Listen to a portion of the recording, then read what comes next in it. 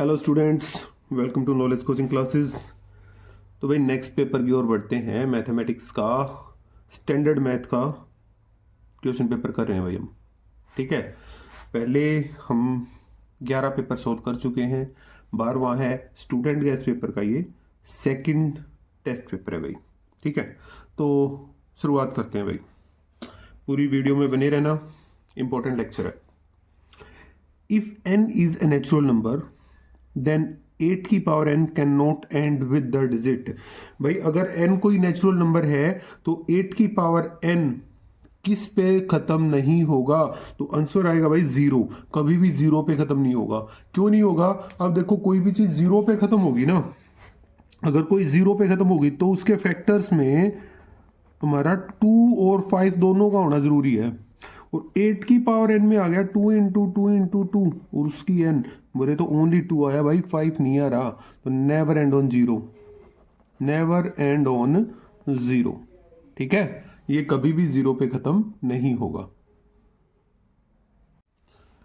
Second सम की ओर बढ़ते हैं भाई। सेकंड सम क्या कह रहा है, देखो। एलसीएम ऑफ 2 की पावर 3 इंटू एंड 2 की पावर 4 इंटू 5 इंटू 7, इसका हमें एलसीएम निकालना है भाई। तो लिख लेते हैं 2 की पावर 3 इंटू 5। एक सेकंड के लिए इसको p मान लेते हैं। क्यों? दूसरा हो गया 2 की पावर 4 इंटू 5 इंटू 7। एलसीएम निकालना है तो क्या करना है भाई? देखो, बेस चेक करो, दोनों का बेस सेम है, बेस सेम है। मैक्सिमम पावर वाला उठाओ भाई। मैक्सिमम पावर है 2 की पावर 4। क्लियर हो गया? अब देखा 3 नहीं है, 5 दोनों में है, एक बार लिखना है। अब जो बच गया वो लिख दो भाई। 2 की पावर 4 कितना हो गया? ये हो गया अपना 16, 16 5 जा 80, 83 जा 240, 247 जा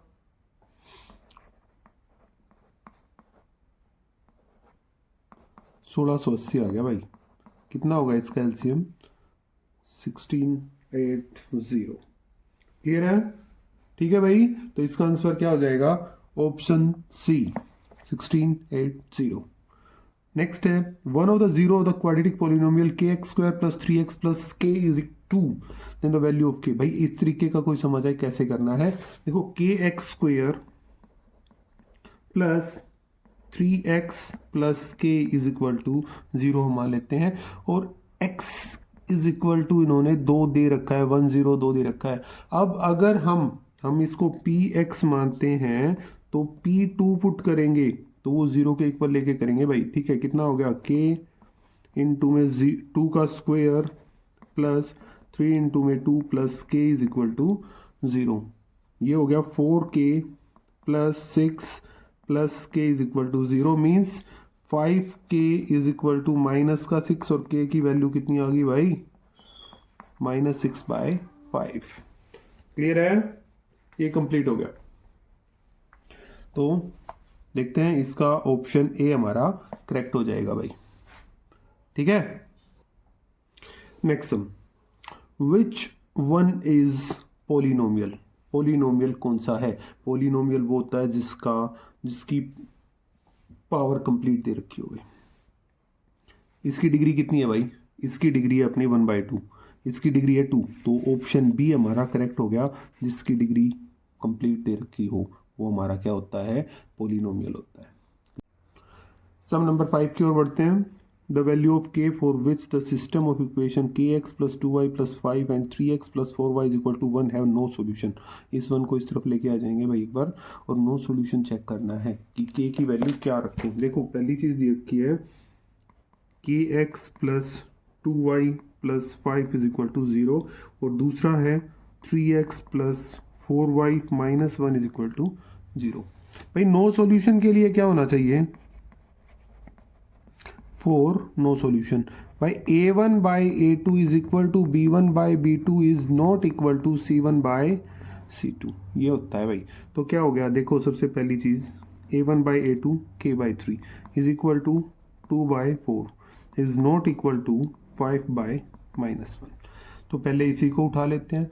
तो k, ये ऊपर k by 3 is equal to 2 by 4, ये ऊपर मल्टीप्लाई हो गया तो कितना आ गया?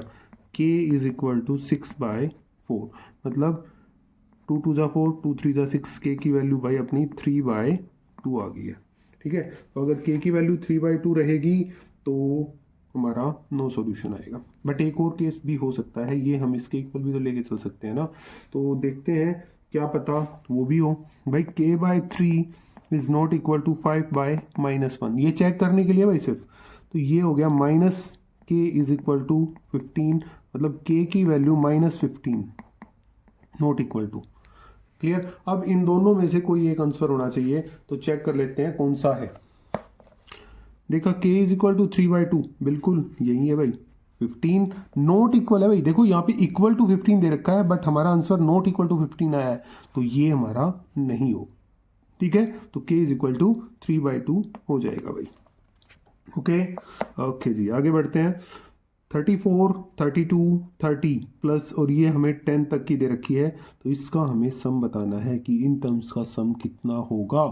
ठीक है, तो सबसे पहले हमारे पास नंबर ऑफ टर्म्स नहीं है भाई, क्या दे रखा है 34 plus 32 plus 30 dot dot dot plus में आ गया 10।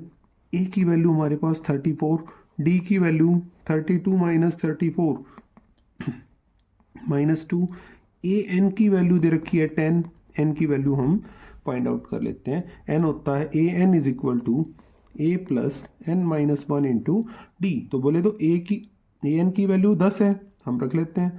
ए की value 34 plus N -1 into D की वैल्यू कितनी है भाई -2, तो क्या हो जाएगा, इसको सोल्व करोगे 10 is equal to 34 -2n plus 2, ये हो गया 36, और उधर जाके माइनस हो जाएगा 10 - 36 इक्वल टू -2n, कितना आ गया, सोल्व करो इसको, इसका आ गया -26 is equal to -2n, minus से माइनस कट गया, 2 से कट गया 13 पे, n इज इक्वल टू कितना आ गया भाई 13। अब 13 टर्म्स का सम निकालना है, तो Sn is equal to n/2 a plus an, that means 13/2, a की वैल्यू कितनी है भाई अपनी 34 प्लस 10 मीन्स 13/2 इंटू 44, कितना आ गया भाई 22, 286। तो 13 टर्म्स का सम कितना आ गया भाई 286। तो बेटा सबसे पहले n की वैल्यू फाइंड आउट करनी है, an वाला फार्मूला अप्लाई करके, फिर Sn वाला ये फार्मूला लगाओगे। ठीक है, ओके जल्दी उतारो।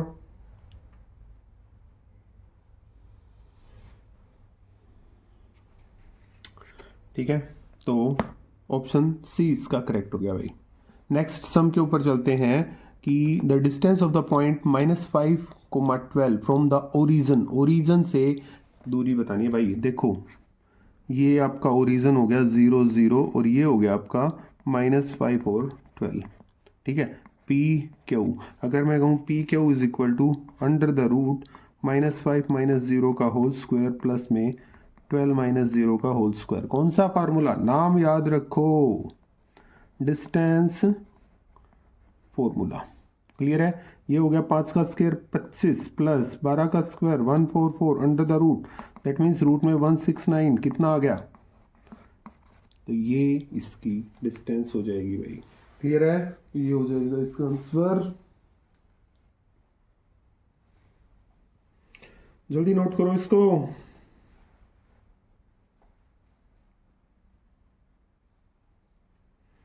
ओके, नेक्स्ट सम की ओर बढ़ते हैं भाई। सम नंबर 8 के ऊपर चलते हैं। क्या क्या रखा है देखो इसने, if in the given figure A D bisect angle A B की वैल्यू दे रखी है, ए सी दे रखा है, बी डी दे रखा है, वैल्यू ऑफ सी डी निकालनी है भाई। एक बार डायग्राम बना लेते हैं। ये हो गया, ये बाइसेक्ट हो रहा है ए बी सी और डी। ठीक है, ये दे रखा है ए बी की वैल्यू 12 है, 12 सेंटीमीटर, बी डी की वैल्यू 5 सेंटीमीटर, ए सी की वैल्यू 20 सेंटीमीटर, और ये हमें फाइंड आउट करके दिखानी है, और ये एंगल्स हमारे सेम हैं। ठीक है, तो क्या करेंगे इस चीज़ को, बेटा यहाँ पे आपको एक नई चीज़ सीखने को मिलेगी, और वो नई चीज़ क्या है, जब ऐसा कोई केस आ जाए एंगल बाइसेक्ट हो रहे हो, जब एंगल बाइसेक्ट हो रहे हो तो क्या करना है कि ए बी बाय में ए सी, दो ट्राइंगल उठाए, in triangle A B D and A C D, दो ट्राइंगल्स उठा रहा हूं भाई मैं, A B by A C is equal to B D by C D. ठीक है, जब एक ट्राइंगल में ये एंगल इस तरीके से बाइसेक्ट करता है तो क्या करना है, रीजन मैं लिखवा दूंगा भाई आपका, यहां पे आप लिखोगे an angle bisector of a triangle divides the opposite sides into two segments that are proportional to other two sides of triangle. ठीक है, जो दूसरा ट्राइंगल है उसकी साइड्स के प्रोपोर्शनल हो जाएगी भाई। तो क्या हो गया, A B by A C equal to B D by C D. तो ए बी की वैल्यू हमारे पास 12 है, ये दे रखी है 20, is equal to B D की वैल्यू 5, सी डी की वैल्यू निकालनी है। तो भाई ये इधर मल्टीप्लाई, तो क्या हो जाएगा, C D is equal to 5 गुणा 20 बाय में 12, 5 से सॉरी ये नहीं कट रहा, 4 ये 12, 4 से 5 पे कट गया, 25 बाय 3 बोले तो 8.33 समथिंग, ये आपका आंसर आ जाएगा। 8.33 इसका आंसर हो गया भाई। ठीक है, ऑप्शन डी इसका करेक्ट हो गया, नोट करो।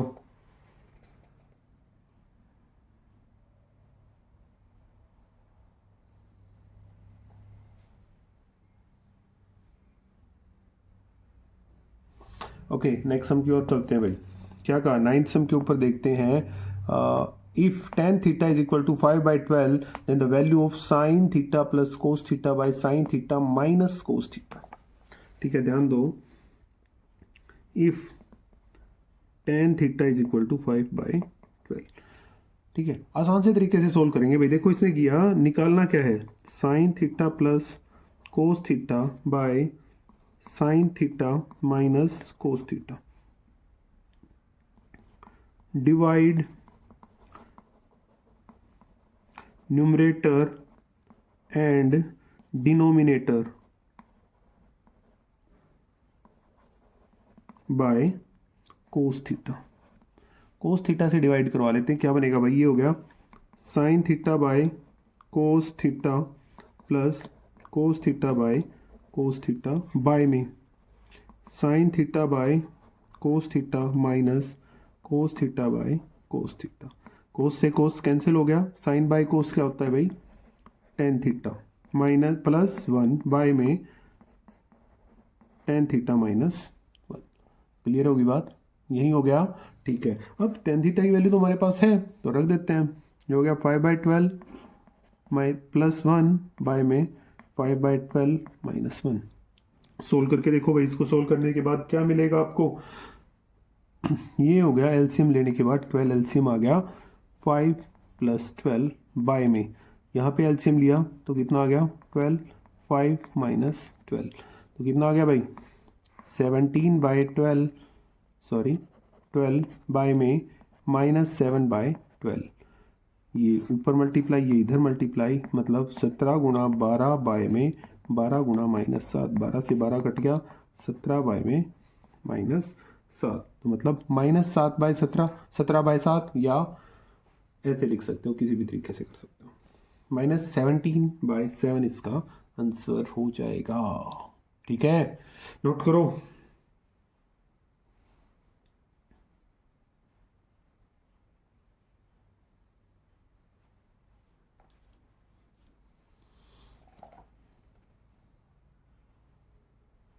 ओके, ठीक है, ऑप्शन ए इसका करेक्ट हो गया भाई, ऑप्शन ए है -17/7।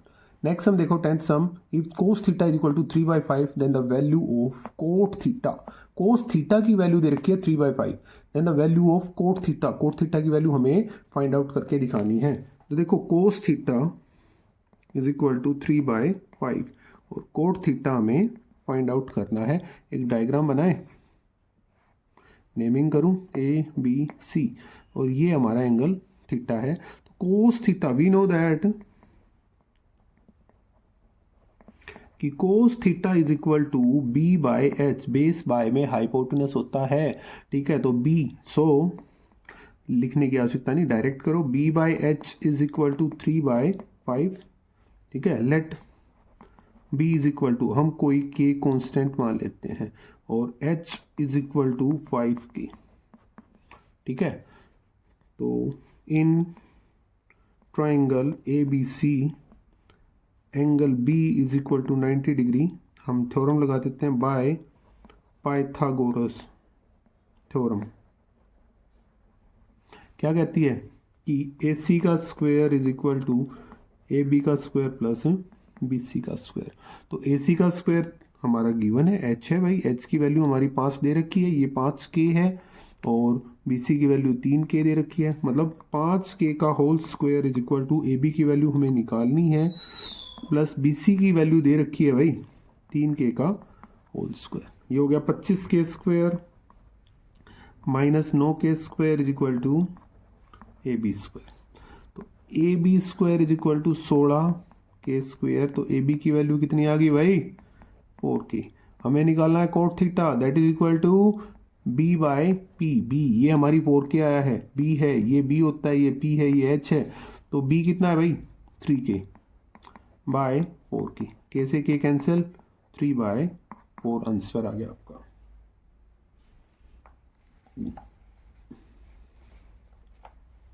क्विकली नोट करो।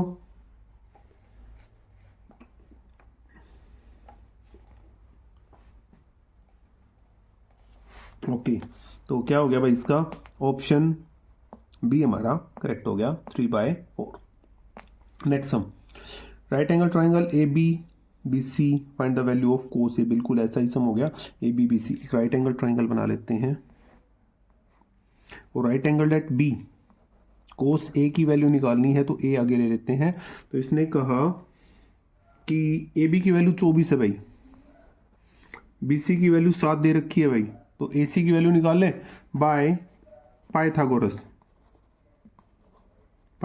थ्योरम, कि ए सी का square is equal to A B C का स्क्वायर प्लस ए बी का स्क्वायर। बोले तो ए सी की वैल्यू तो हमें निकालनी है, ए बी सी का स्क्वायर मतलब 24 का स्क्वायर प्लस 7 का स्क्वायर, मतलब 576 प्लस 49। तो ए सी square is equal to 625।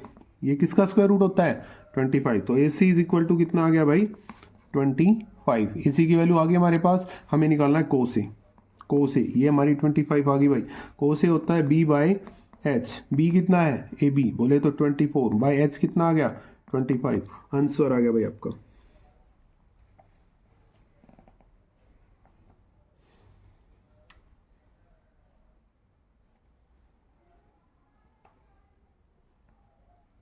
Okay ठीक है, सम नंबर 12, इसका ऑप्शन का बी ऑप्शन हो गया भाई, ठीक है।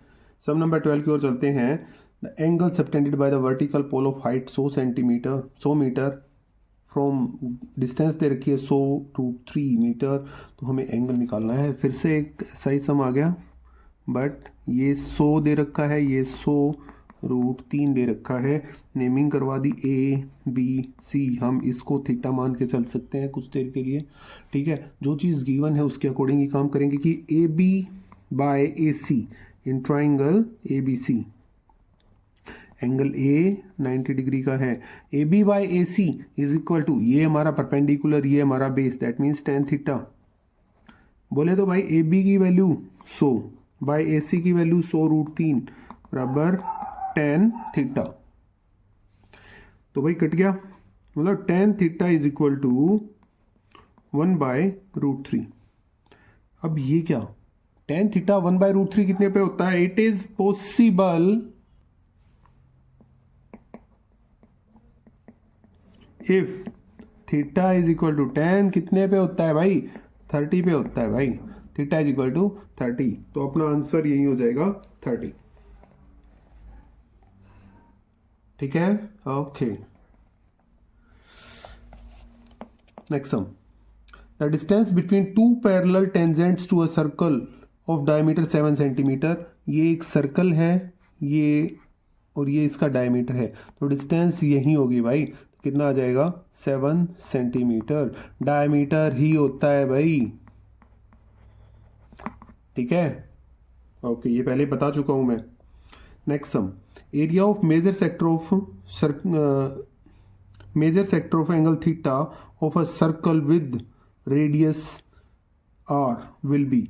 अब हमें बताना है एरिया ऑफ मेजर सेक्टर। क्या बताना है भाई? Area of major sector. ठीक है, फार्मूला लिख लेते हैं भाई। Area of major sector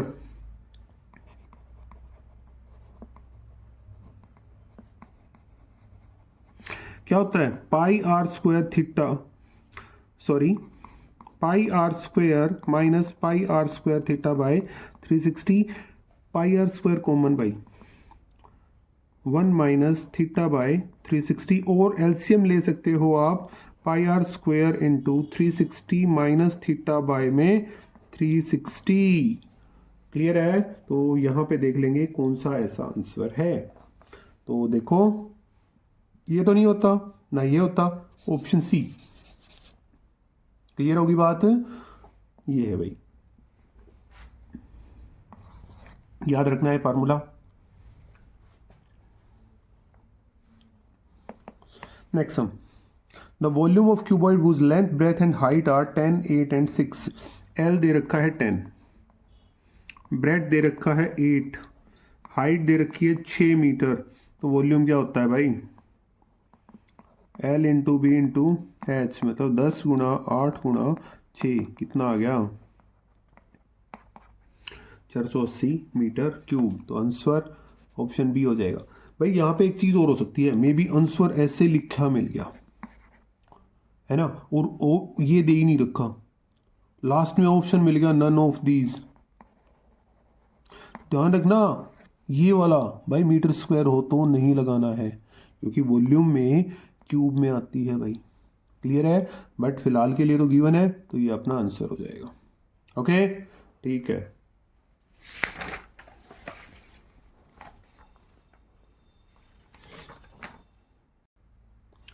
some number 16 के ऊपर देखते हैं। The time in seconds taken by 150 athletes to 100 metre hurdle race tabulated below. 13 से 14 वाले 2 हैं, 14 से 15 वाले 4, 15 से 16, ये दे रखी है भाई।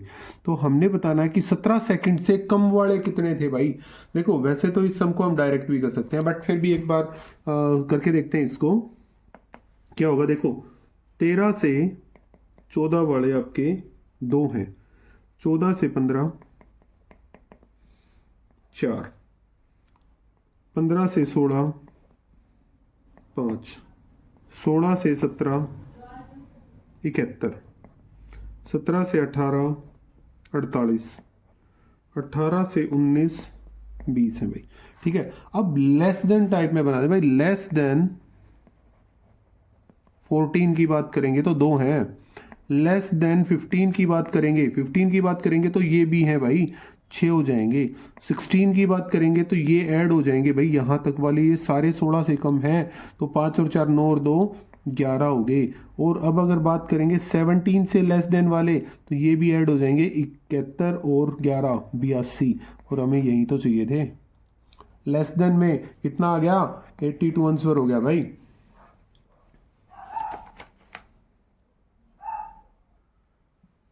सम नंबर 17 की ओर देखते हैं।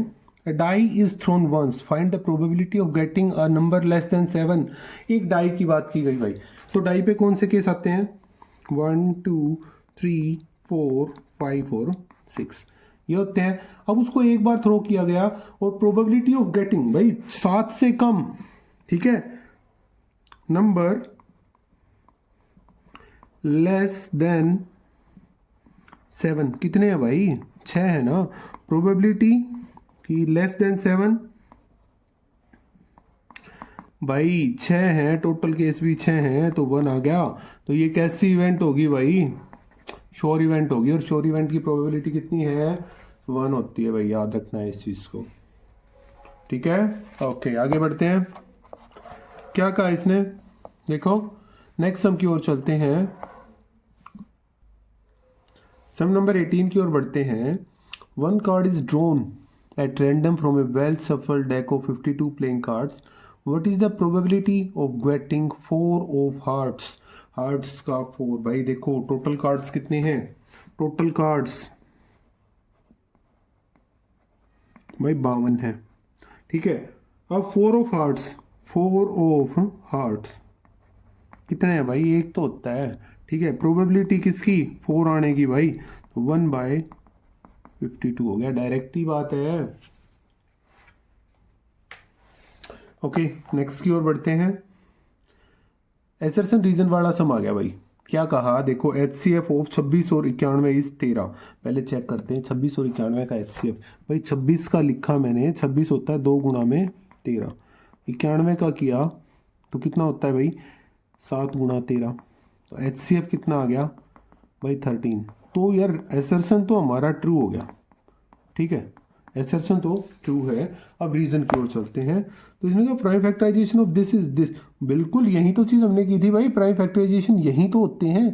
तो बिल्कुल ये भी ट्रू है, ये भी ट्रू है, और एचसीएफ के लिए इसको एक्सप्लेन भी कर रहा है भाई। एसरसन भी ट्रू, रीजन भी ट्रू, और ऑप्शन ए हमारा करेक्ट हो जाएगा कि ये इसको करेक्टली एक्सप्लेन कर रहा है। ठीक है, ओके एक और देख लेते हैं आगे इसके। The common difference of AP this. देखो भाई एपी दे रखी है -5 -1 3 7। ठीक है, तो ए की वैल्यू -5, A1 कह लो, A2 की वैल्यू -1, डी की वैल्यू कितनी है -1 माइनस इंटू -5 मतलब -1 + 5 कितना आ गया 4 आ गया यार। तो इसने जो कहा वो तो ठीक हो गया कि हाँ भाई एसरसन तो हमारा ट्रू हो गया। अब देखो रीजन की बात करते हैं, ये एपी दे रखी है तो second term minus first term, बिल्कुल सही बात है भाई। एसरसन भी ट्रू, रीजन भी ट्रू, तो ऑप्शन ए है, क्योंकि ये इसको करेक्टली एक्सप्लेन भी कर रहा है। क्लियर है ना, तो ऑप्शन ए हमारा करेक्ट हो गया।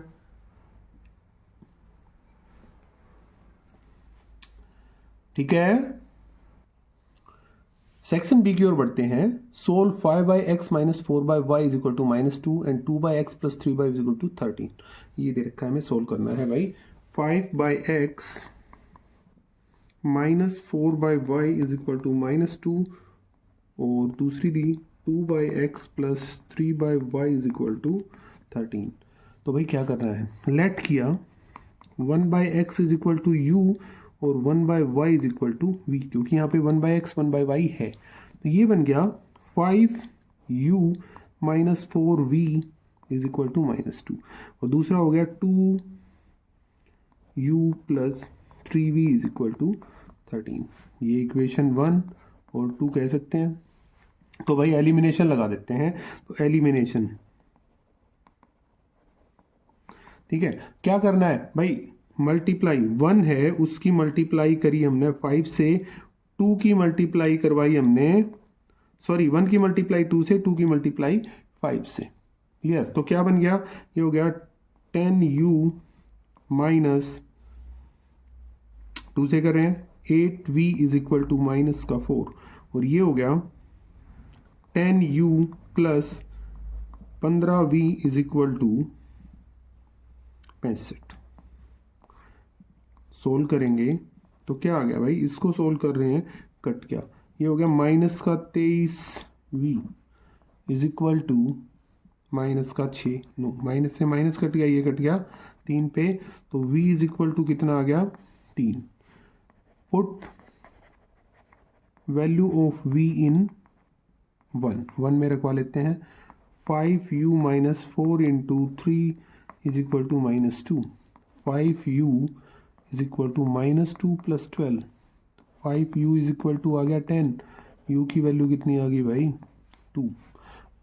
अब ये चीज़ यहीं पे वापस रखते हैं, 1/x is equal to u, so 1/x is equal to 2, ये ऊपर नीचे आ जाएगा, x की वैल्यू आ गई भाई 1/2, और 1/y is equal to v, so 1/y is equal to v की वैल्यू कितनी है भाई 3, तो y इज इक्वल टू आ गया 1/3।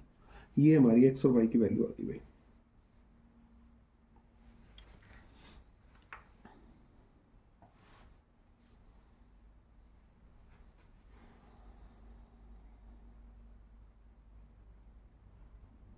नेक्स्ट बढ़ते हैं 22।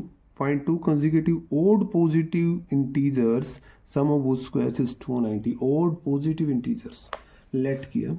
Let first odd positive integer हम x मान लेते हैं, तो सेकंड क्या हो जाएगा? ओड है भाई, x प्लस टू. कंजिक्यूटिव बेशक है बट ओड है, तो x प्लस टू करना है, x प्लस वन नहीं करना. अकॉर्डिंग टू क्वेश्चन तो उसने कहा है कि सम ऑफ वुड स्क्वेयर्स, इनके स्क्वेयर्स का sum X square plus x plus two का whole square is equal to 290. भाई ये हो गया X square plus four X is equal to 290. 2x square plus 4x plus 4, ये इधर आके माइनस 290 इज इक्वल टू 0. तो ये हो गया 2x square plus 4x minus 286 is equal to 0. ठीक है, 2 कॉमन निकाल लें. ओके, हो गया x square plus 2x minus ये, तो इक्वेशन बन गई x square plus 2x minus 143 is equal to 0. Multiply हमारी माइनस 143 ऐड करने पर 2, 11 और 13. ठीक है, तो हम लिखेंगे x square plus 13x minus 11x minus 143 is equal to 0. Common निकाला x plus 13 minus 11 x plus 13. तो क्या आ गया भाई, x प्लस 13 दोनों के पास है. x minus 11 is equal to 0. तो x की वैल्यू माइनस 13 और 11 आ गई भाई. नेग्लेक्टिंग नेगेटिव वैल्यू, क्यों? क्योंकि भाई पॉजिटिव के लिए बात हो रही है यहाँ पे. ठीक है, तो नेगेटिव वैल्यू, तो फर्स्ट ओड पॉजिटिव कौन सा आ गया भाई, 11. और second odd positive integer 11 plus 2 कितना आ गया, 13.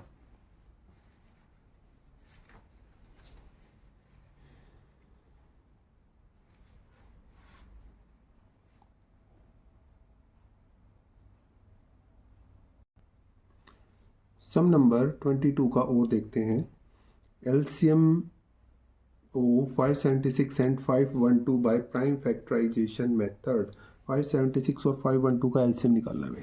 करते हैं 576 और 512 डायरेक्ट कर लेते हैं, एक ही साथ हो जाएगा भाई. ठीक है, एलसीएम निकालना है. 2 से किया,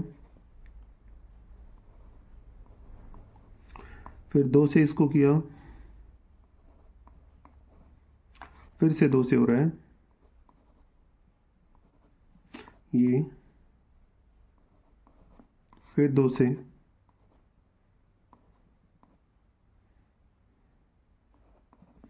फिर 2 से, फिर 2 से, फिर 2 से.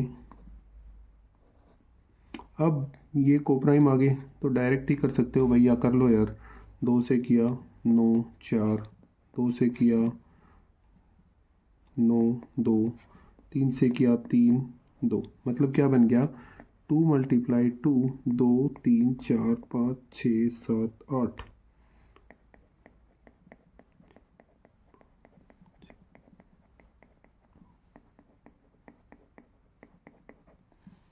ठीक है, तो ये आ गया भाई. अब इनकी कैलकुलेशन कर लेते हैं. तो 2 की पावर 9. ठीक है, ये हो गया आपका 512 गुणा 9.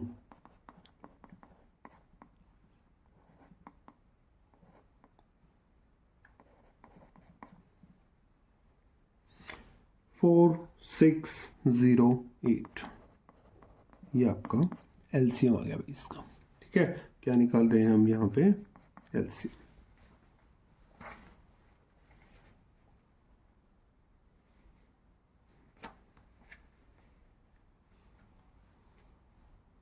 हो गया भाई नोट क्विकली. भाई सम नंबर 23 की ओर बढ़ते हैं. Prove that the tangent at any point of a circle is perpendicular to the radius through the point of contact.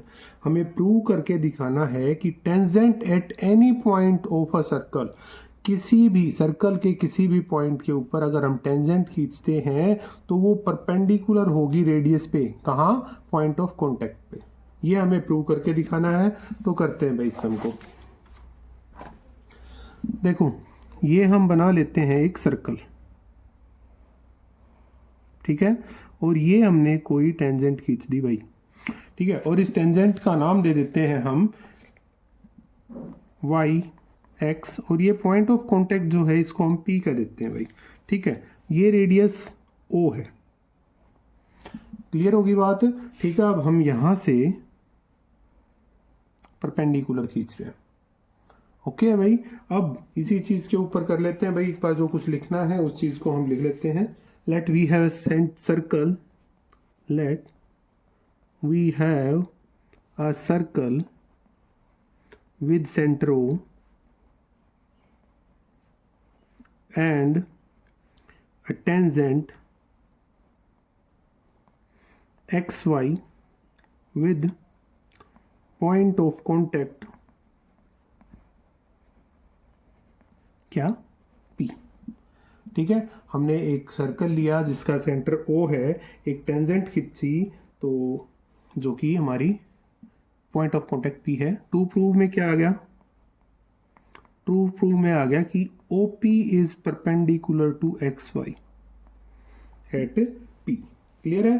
तो ये हमें प्रूव करना है, तो सॉल्यूशन करते हैं भाई। एक पॉइंट मान लेते हैं यार, यहां से हमने एक पॉइंट लिया क्यों, लेट, या सॉल्यूशन लिख रहा हूं भाई मैं, टेक ए पॉइंट, क्या हम क्यों नाम ले लें, ऑन XY, जो ये टेंजेंट है उसके ऊपर हमने ली, जो कि P से अलग है, ठीक है, अदर देन P। अब क्या किया, नेक्स्ट वर्क किया हमने, इसको मिला देना है कि जोइन O क्यों, क्लियर होगी बात, ठीक है भी। अब हमें एक चीज की याद रखनी है, एक काम की चीज है यहाँ पे कि क्यू मस्ट लाई आउटसाइड सर्कल, क्यू सर्कल से बाहर होना चाहिए, ठीक है। तो अब ये देखो कि अगर हमने बाहर लिया, इसका रीजन बता देता हूं। देखो अगर मैंने सर्कल लिया और ये XY, अगर ये क्यू यहाँ पे होता तो हमारी XY यहाँ से जाती भाई, ठीक है। अगर ये क्यू होता और ये O होता तो ये हमारी क्या हो जाती, सीकेंट। तो ये हम नहीं ले सकते भाई, कारण मैंने बता दिया। अगर वो सर्कल के अंदर होता तो क्या हो जाता भाई, कि वो हमारा सीकेंट हो जाता, इसलिए हम ले रहे हैं इस चीज को बाहर, क्लियर है, ओके जी, ठीक है। अब आगे बढ़ते हैं। तो अब देखो यहाँ पे अगर मैं इस फोटो को देखता हूँ, ओ क्यू जो है, ओ क्यू है वो क्या है, बड़ा है, किससे भाई, OP से वो बड़ा है, ठीक है। अब इसके लिए आप एक और चीज कर सकते हो कि this happens for every point on line XY except P, P के अलावा हर एक चीज के ऊपर ये हमारा करेगा भाई, ठीक है। तो अब यहाँ पे देखो, मतलब भाई क्या, अगर हम यहाँ से इसको खींच रहे हैं तो ये तो सेम ही रहेगी। अब मैं इसको अगर यहाँ पे एक और पॉइंट ले रहा हूँ, S ले रहा हूँ, तो क्या हो जाएगा कि OS is greater than OP, clear सी बात है ना। अगर मैं यहाँ पे कोई पॉइंट R ले रहा हूँ तो वो भी हमारा बड़ा ही आएगा, OR is greater than OP। तो ये हर एक पॉइंट के लिए क्या है, ये हमारी यही चीज होती है कि वो बड़ी ही आएगी, ठीक है। आगे बात समझ में। सो OP is shortest distance of all the distance of point O to the point on X Y, मतलब पी के ऊपर की जो डिस्टेंस आई है वो क्यू आर एस जो भी पॉइंट लेंगे उन सब से क्या आई है हमारी, छोटी आई है, सबसे छोटी ही रहेगी। So O P is perpendicular to X Y. Clear है? शॉर्टेस्ट डिस्टेंस ही तो हमारी हाइट होगी, ठीक है, तो वो हमारी क्या है भाई, OP is perpendicular to X Y. तो जो चीज़ हमें प्रूव करनी थी वो यही है और वो हमने प्रूव करके दिखा दी है भाई। नोट करो इसे।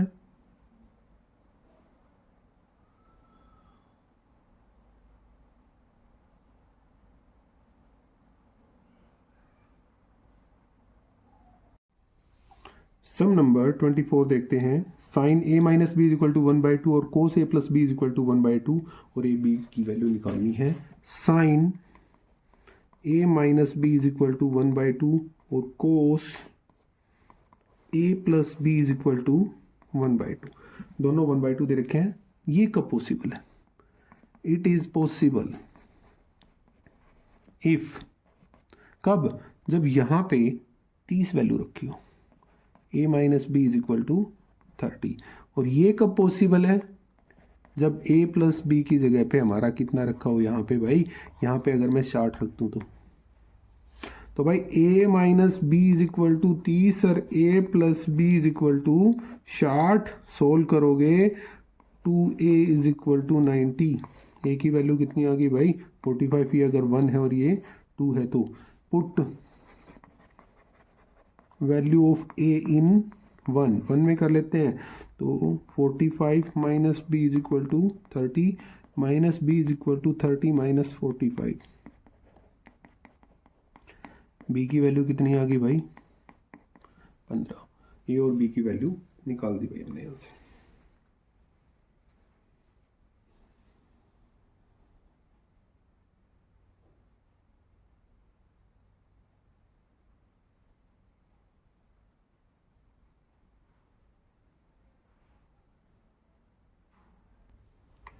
नेक्स्ट हम देखो भाई, find the area of sector of a circle with radius 4 centimetre and angle at the centre is 45 degree. 45 degree का एंगल बनाना चाहिए भाई, ठीक है, तो ये हमें निकाल के दिखाना है, ठीक है। एरिया ऑफ सेक्टर, रेडियस दी भाई, रेडियस दे रखी है 4 सेंटीमीटर, ठीक है, तो थीटा दे रखा है अपना 45 degree. Area of sector, formula pi are square theta by 360 means हम यहाँ पे निकाल सकते हैं 22/7 into 4 into 4 into 45 by 360। Cut करोगे 8 पे हो गया भाई, ये 2 पे 2 से ये कट गया 44/7 सेंटीमीटर स्क्वायर। आसान सा समय है।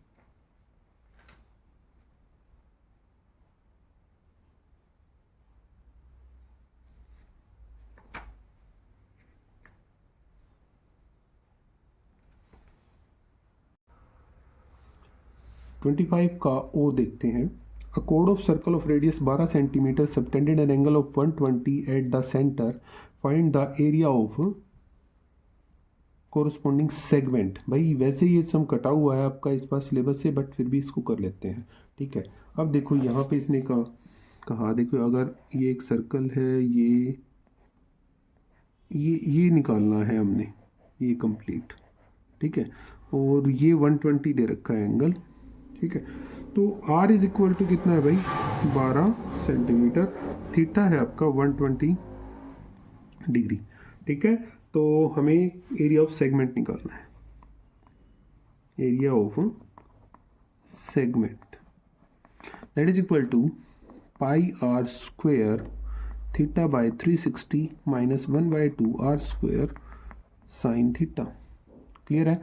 तो pi are square theta by 360 बोले तो कितना आ गया भाई। अब वैल्यू यहाँ पे हम अप्लाई करवा लेते हैं। पाई की वैल्यू 3.14 का इसने 3.14 इंटू आर की वैल्यू है 12 इंटू 120/360 माइनस 1/2 इंटू 12 का स्क्वायर इंटू साइन 120।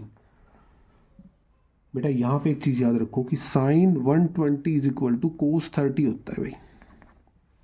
ठीक है, याद रखना है ये sine 120 cos 30, sine 90 plus theta cos theta के बराबर होता है।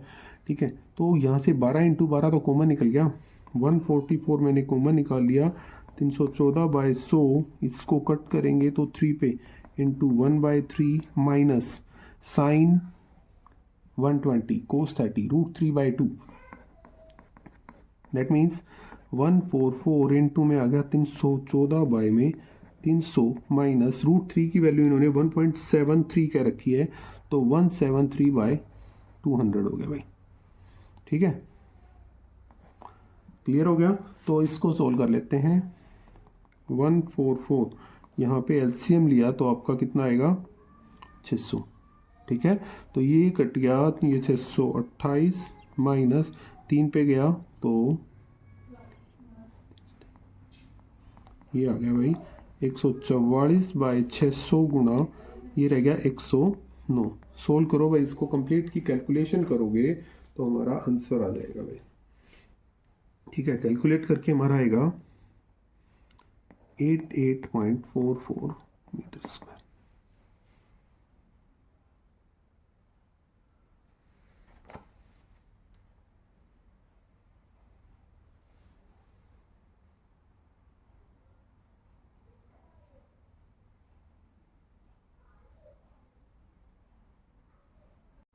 सेक्शन सी की ओर बढ़ते हैं भाई। Prove that 7 minus 2√3 is an irrational number given that √3 is an irrational number. भाई √3 इरेशनल दे रखा है, तब हमें प्रूव करवा के दिखाना है कि 7 माइनस 2√3 भी इरेशनल होगा। ठीक है, देखो भाई करते हैं इस चीज़ को। लेट कर लिया भाई, सबसे पहले एज्यूम कर लेते हैं। Late assume 7 minus 2√3 is rational. ठीक है, हमने सबसे पहले मान लिया कि 7 माइनस 2√3 रैशनल है। अब रैशनल है so we can find some integer a and b such that 7 minus 2√3 is equal to a by b। ये रैशनल नंबर कौन से होते हैं? जो p बाय क्यू की फॉर्म में होते हैं। जो p बाय क्यू की फॉर्म में होते हैं वो कौन से होते हैं भाई? रैशनल नंबर होते हैं। ठीक है, अब यहां पे आप कह सकते हो where a and b are coprime. Clear होगी बात। अब इसको उठाते हैं भाई। 7 minus 2√3 is equal to a by b. इसको उधर उठा के लेके गई या इसको इस तरफ ले आओ, that means 7 plus minus a by b is equal to 2√3। 2 नीचे आ जाएगा, 1/2 7 minus a by b is equal to √3।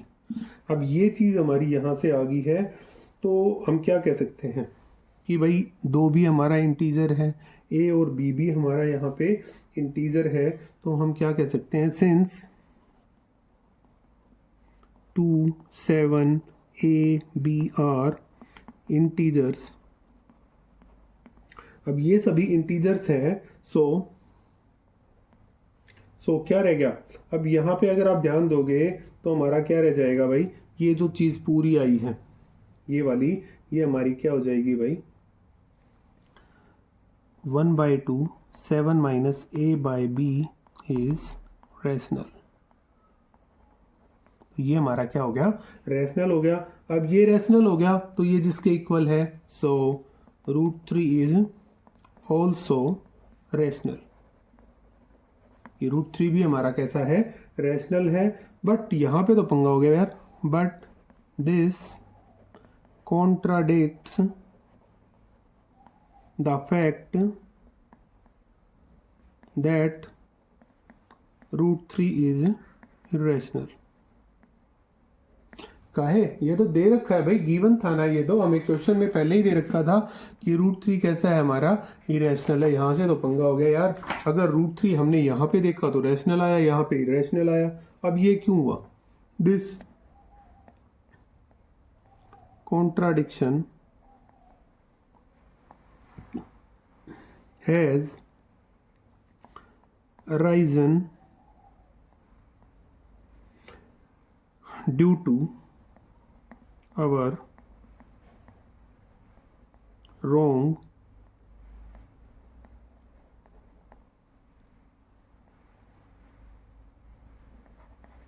assumption that 7 minus 2 root 3 is rational. So we conclude that 7 minus 2 root 3 is irrational. ठीक है, note करो.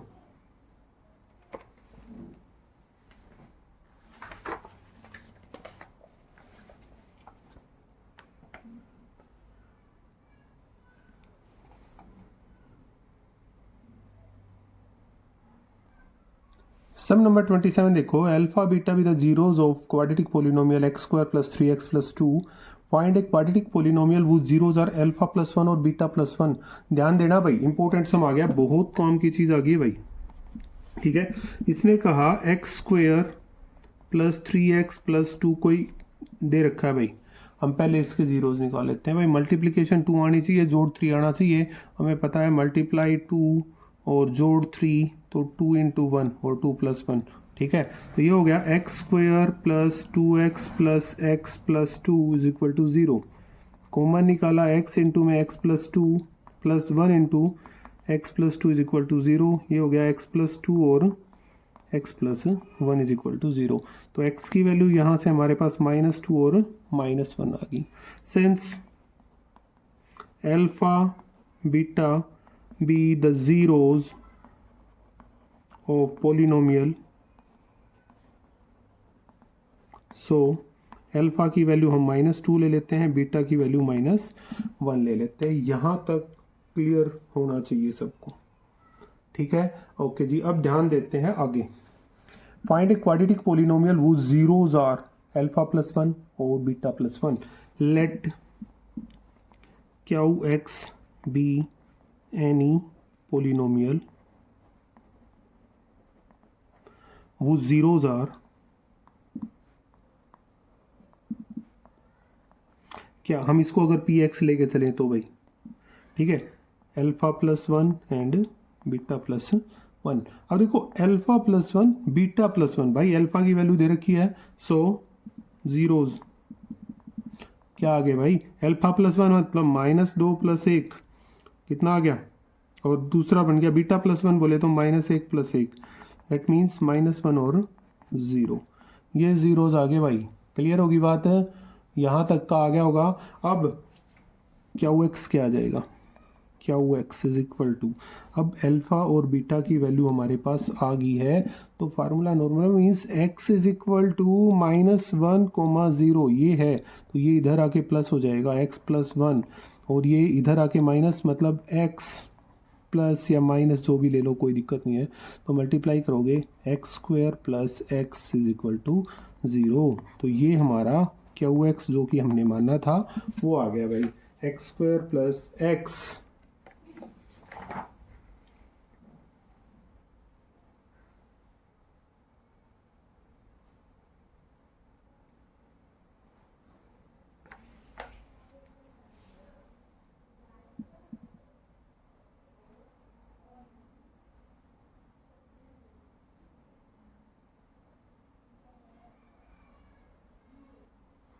सब number 28 देखो भाई.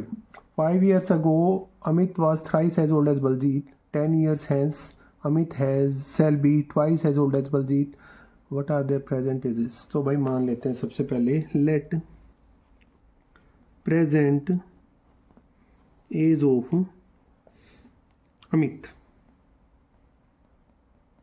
x years और बलजीत की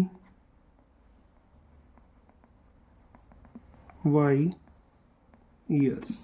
ठीक है, तो अब पहली चीज़ के ऊपर बढ़ते हैं. उसने कहा 5 years ago, भाई पहले 5 years ago age of Amit. 5 साल पहले की बात करेंगे तो x माइनस 5 हो जाएगी भाई, और बलजीत की कितनी हो जाएगी भाई, y minus 5 according to question x minus 5 is equal to y minus 5 कब हो सकता है? इसने कहा वो 3 टाइम्स है भाई, तो 3 की मल्टीप्लाई यहाँ पे होगी, ये हो गया x minus 5 is equal to 3y minus 15, ये इधर आ गया, ये उधर गया, x minus 3y is equal to minus का 10 आ गया भाई, इक्वेशन 1 होगी हमारी। ठीक है, अब दूसरी चीज के ऊपर चलते हैं। इसने कहा 10 ईयर्स हैंस, भाई पहले इसको सोल्व करेंगे। 10 years hence, 10 years hence age of Amit. 10 साल बाद की बात करेंगे तो भाई x प्लस 10 नहीं होनी चाहिए, और बलजीत ये y प्लस 10 हो गया भाई। अकॉर्डिंग टू क्वेश्चन क्या हो गया, x प्लस 10 और ये हो गया इज इक्वल टू कितने टाइम्स दे रखा है, उसने कहा 2 टाइम्स है भाई, ट्वाइस है, y प्लस 10। सोल्व करोगे x plus 10 is equal to 2y plus 20, ये इधर आ गया, 10 उधर जाएगा, तो x minus 2y is equal to 10, equation 2 होगी भाई। क्लियर होगी बात? ये फर्स्ट और सेकंड इक्वेशन आ गई। तो अब इसको सोल्व कर लेते हैं भाई फ्रॉम 1 एंड 2। पहली और दूसरी इक्वेशन का यूज करके हम करेंगे elimination method. x minus 3y is equal to minus 10 और x minus 2y is equal to 10, minus plus minus cut गया, minus y is equal to minus 20, तो y की वैल्यू कितनी आ गई भाई 20। पुट वैल्यू ऑफ y इन 1, पहली equation में y की वैल्यू रखेंगे तो x minus 3 into 20 is equal to minus 10, तो उधर जाके प्लस हो गया, x is equal to minus 10 plus 60, x की वैल्यू कितनी आ गई 50। तो present age of Amit 50 years और present age of Baljeet 10 years, sorry 20 years. Quickly note करो।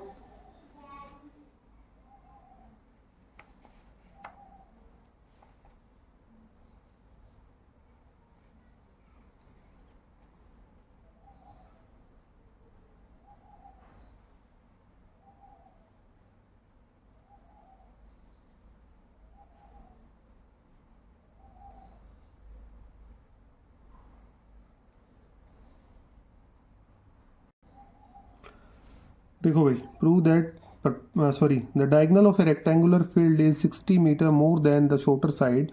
If the longer side is 30 meter more than the shorter side, then the length of the sides of the field. भाई क्या कहा, देखो एक rectangular field बना लेते हैं भाई, ठीक है, तो ये इसका डायगोनल हो गया, रेक्टेंगल है तो 90 डिग्री का बनाएगा, ठीक है। अगर इसने पहले कहा कि जो डायगोनल है ना वो छोटी साइड से शार्ट ज़्यादा है, अगर मैं इसको छोटी साइड मान लेता हूँ तो ये हो गया भाई x प्लस शार्ट। क्लियर होगी बात? और जो लॉन्गर साइड है ना वह 30 मीटर ज़्यादा है इससे, तो यह होगी x प्लस 30, ठीक है। तो लेट किया, लेट शॉर्टर साइड x मान ली भाई, लॉन्गर x प्लस 30 और डायगोनल x प्लस शार्ट आ गई भाई। अकॉर्डिंग टू क्वेश्चन भाई, या बाय पाइथागोरस, काहे यार 90 डिग्री का एंगल बन रहा है तो पाइथागोरस थ्योरम तो बन रही है ना, ठीक है। तो भाई x प्लस शार्ट का whole square is equal to x square plus x plus 30 का होल स्क्वायर। क्लियर है? ये डायगोनल हो गया, ये परपेंडिकुलर, ये बेस, तो ये हो गया x square plus 3600 plus 120 x is equal to x square plus 900 plus 60 x, उधर उठा ले जाते हैं भाई, ये हो गया 2x square plus 900 plus 60 x minus x square minus 3600 minus 120 x is equal to 0, तो कट गया, बच गया एक्स स्क्वायर, 120 और 60, ये और ये इक्वल टू 0। क्लियर है? तो क्वाड्रेटिक इक्वेशन बन गई हमारी, और क्वाड्रेटिक इक्वेशन बन गई तो हमें क्या करना है भाई, स्प्लिट मेथड का यूज़ कर ले भाई। मल्टीप्लिकेशन हमारी माइनस का 2700 चाहिए है और ऐड करने पे माइनस का 60 चाहिए है। क्या करें भाई, 60 आना चाहिए, तो 90 और 30 मतलब x square minus 90x plus 30x minus 2700 बराबर 0। कॉमन निकालें x minus 90 plus 30 x minus 90 is equal to 0। तो भाई कितना आ गया, x माइनस 90 और x plus 30 is equal to 0। तो x की वैल्यू यहाँ से हमारे पास 90 आ गई और माइनस 30 होगी भाई। बट यह समस्या ये है, साइड तो नेगेटिव हो नहीं सकती। हम लिखेंगे side can never be negative, so short side हम मान लेते हैं जो आई है वो हमारी 90 metre, long side 90 plus 30 120 metre. तो उन्होंने साइड ही बताने के लिए कहा था, वो हमने कर दिया। अगर डायगोनल भी कहे तो आप कह सकते हो कि 90 प्लस 60 150 आ जाएगा। क्लियर है? ओके, नोट करो।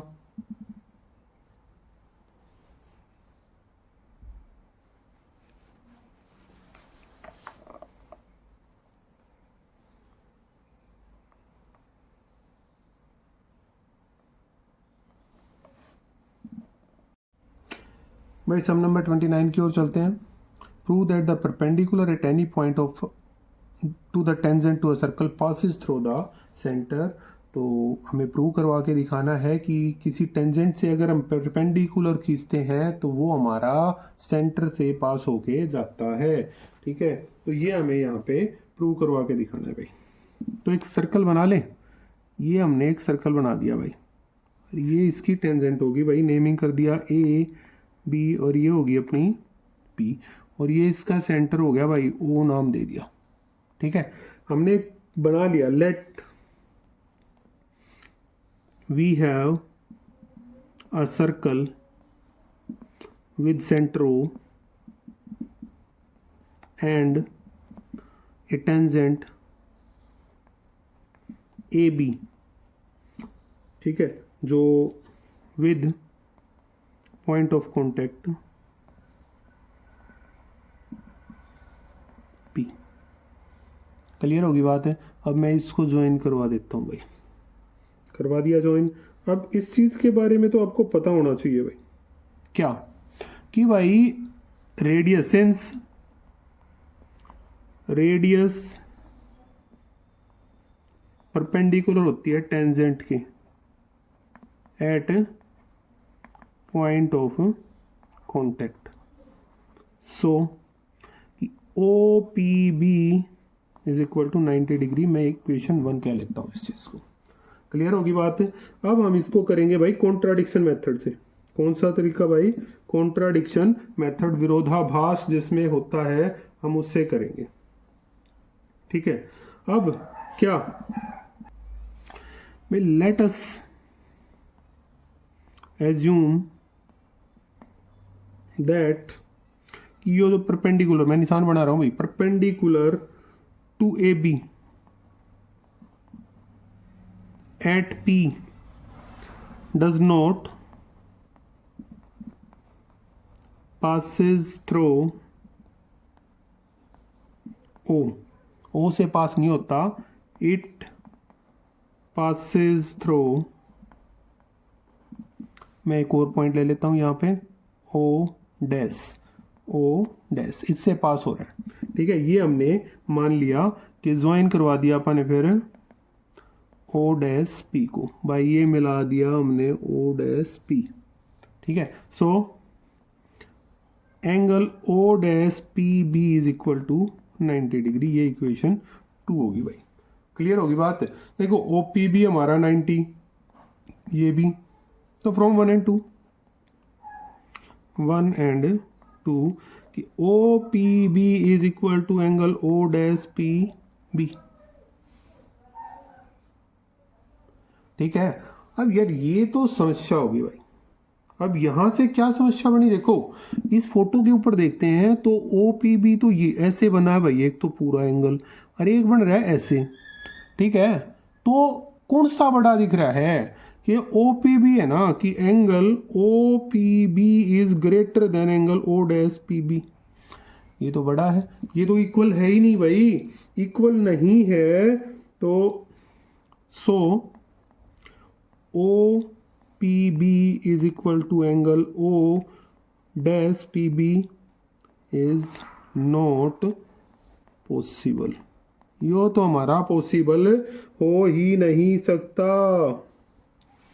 It is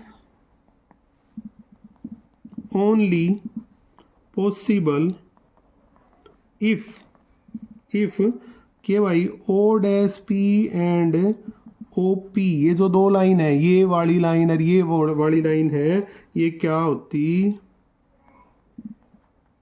coincides each other, एक दूसरे के ऊपर तो निकल रही होती है भाई।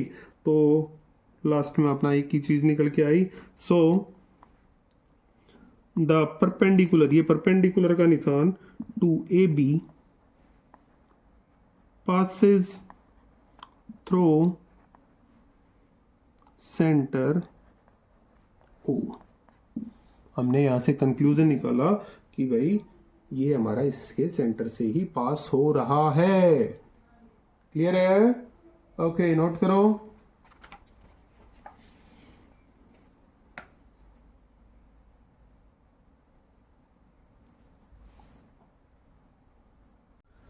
सम नंबर 30 देखो, 1 प्लस 1/10² ए इंटू में आ गया 1 प्लस 1/cot² A is equal to 1/sin² A minus sine की पावर 4a। ये प्रूव करवाना है। LHS RHS दो अलग अलग चीजें हैं, तो पहले मैं LHS लेके चल रहा हूँ भाई, ठीक है। ओनली LHS उठा रहे हैं हम यहाँ से, तो करते हैं। LHS क्या है, 1 प्लस 1/10² ए इंटू में आ गया 1 प्लस 1/cot², ठीक है। 1/10² क्या होता है, cot², तो हम लिखेंगे 1 प्लस cot², और ये हो गया 1 प्लस 1/cot क्या होता है भाई, 10²। क्लियर होगी बात है। तो 1 प्लस, अब मैं रीजन भी लिख दूं, मैंने रीजन लिखा कि 1/10² इज इक्वल टू cot², और दूसरा हो गया 1/cot² is equal to 10²। Reason लिख दिया। अब आगे सोल्व कर लेते हैं भाई। 1 प्लस cot² क्या होता है, ये तो सीधा फार्मूला है भाई, cosecant²। और ये क्या होता है, ये होता है अपना, बोलो, ये होता है हमारा secant²। यहां तक हो गया।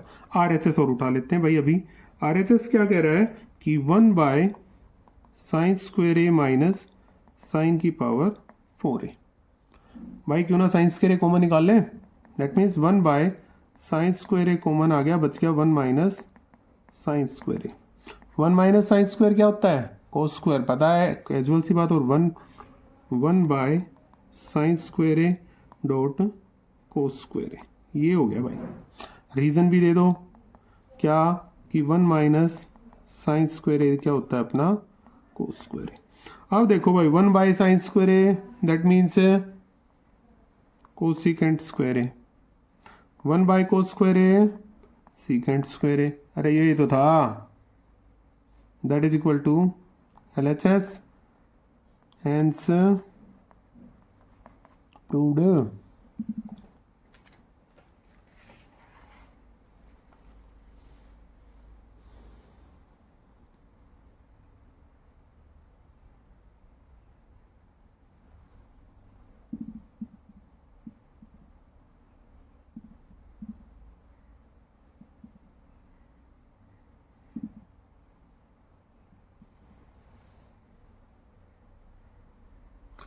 सब नंबर 30 का और देखो भाई, secant theta 1 minus sine theta और secant theta plus tan theta is equal to 1, ठीक है। LHS उठा रहे हैं।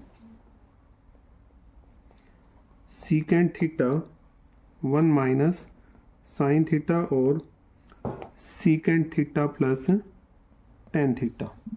क्लियर है? तो क्या करें भाई, सबसे पहला काम कि ये तो हमने एज इट इज रखा secant थीटा, ये हो गया 1 माइनस साइन थीटा, ये हो गया 1 by cos theta plus sine theta by cos theta. Reason आप दे सकते हो ना कि secant theta is equal to 1 by cos theta होता है और tan theta is equal to sine theta by cos theta होता है। तो भाई साहब क्या बना यहाँ से, ये बन गया secant theta 1 minus sine theta और ये एलसीएम आ गया कोस थीटा, ये हो गया 1 प्लस साइन थीटा। ठीक है, इसको लिखेंगे तो ये क्या बन गया भाई 1 by cos theta, 1 minus sine 1 plus sine हो गया 1 minus sine square theta by में कोस थीटा। अब यार कोस और कोस की गुणा तो क्या होगी कोस स्क्वायर थीटा, और 1 माइनस साइन स्क्वायर क्या होता है वो भी कोस स्क्वायर होता है, कट गया 1 और रीज़न यहाँ पे लिख देना 1 minus sine square theta is equal to cos square theta और एक लगा दिया A square minus B square, A minus B और A plus B that is equal to RHS। Hence proved।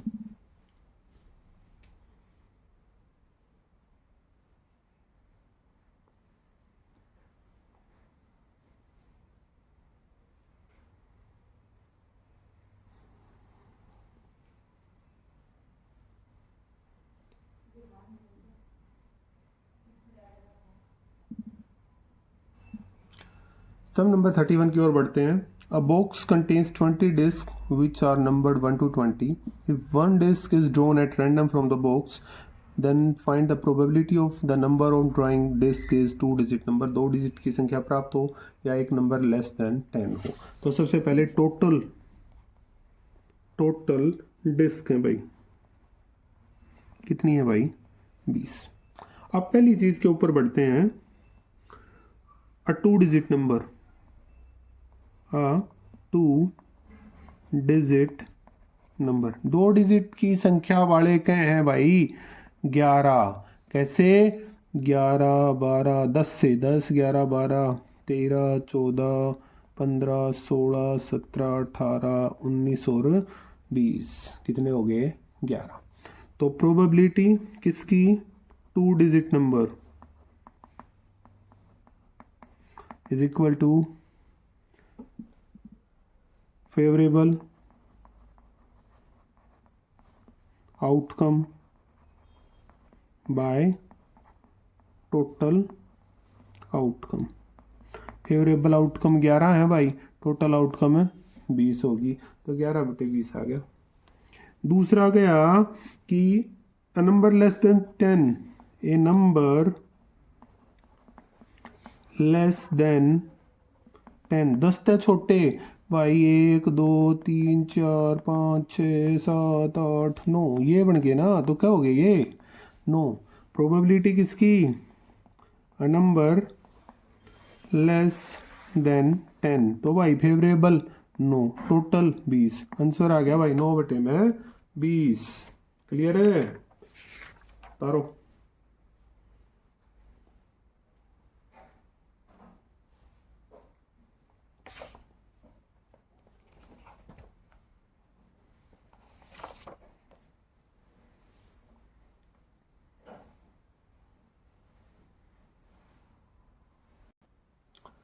Section D की ओर बढ़ते हैं भाई, 5 नंबर वाले सम आगे हैं। A tree breaks due to storm and broken part bends so that the top of the tree touches the ground, make an angle of 30. The distance between the foot to the point where the top touches the ground is 8 meter. Find the height of tree। देखो भाई ये एक पेड़ है और ये टूट गया यहाँ से और टूट के इस तरफ पड़ गया, 8 मीटर की डिस्टेंस के ऊपर पड़ा है, 30 का एंगल बनाने लग रहा है भाई, और मैं नेमिंग करूं ABCD। ठीक है, हाइट ऑफ ट्री निकालनी है भाई। हाइट ऑफ ट्री तो अपनी AC है, बट क्योंकि AB टूट के नीचे गिरा है तो AB और BD बराबर होगा। ठीक है, AB अकॉर्डिंग टू क्वेश्चन में बात करेंगे तो AB बराबर क्या हो जाएगा BD। Height of tree AB plus BC और B D plus B C का इसको भाई, क्यों? क्योंकि ए बी बी डी के बराबर दे रखा है, तो ये दोनों चीज़ निकालनी पड़ेंगी भाई, बी सी भी और बी डी भी। तो लिया, सॉल्यूशन कर रहे हैं भाई, in triangle B C D. भाई पहली चीज़ तो बी सी निकालनी है अपन ने, तो बी सी बाई में गिवन दे रखा है सी डी, यो है पी, यो है बी, पी बाई बी क्या है भाई 10 और थीटा की जगह पे है 30। तो बी सी बाई में सी डी की वैल्यू 8 बराबर 10 30 कितना हो गया?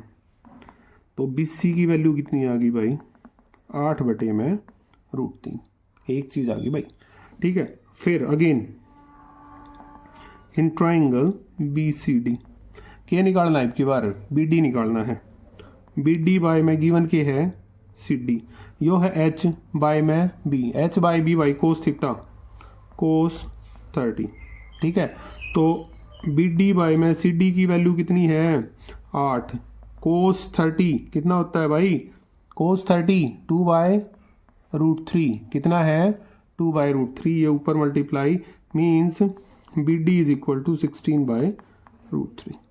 क्लियर होगी? दो चीज़, जो चीज़ हमने चाहिए थी वो निकाल दी ना, ये तो थी बी सी की वैल्यू चाहिए थी भाई और बी डी की। तो हाइट ऑफ ट्री भाई 8 बटे में √3 प्लस 16 बटे में √3, एलसीएम आ गया √3, 8 प्लस 16 24 बाई में √3, ये आ गया।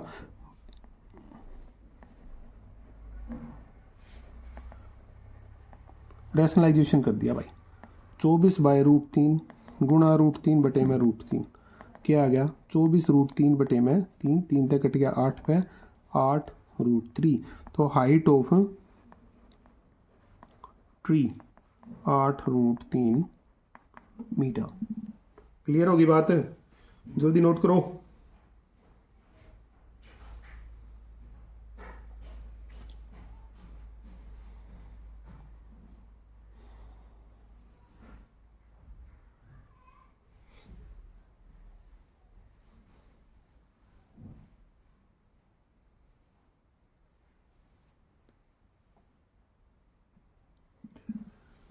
बत्तीसवें का और देखो भाई, from the top of 7 metre building the angle of elevation of top of tower is 60।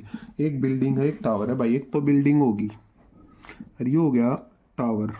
ठीक है, बिल्डिंग 7 मीटर की है, ऊपर देखने लग गए ना तो एंगल ऑफ एलिवेशन 60 डिग्री का बनाया भाई। क्लियर होगी बात है? अब यहाँ से एंगल ऑफ डिप्रेशन बता रखा है इन्होंने, देखो आगे बढ़ेंगे तो एंगल ऑफ डिप्रेशन 45 का है भाई।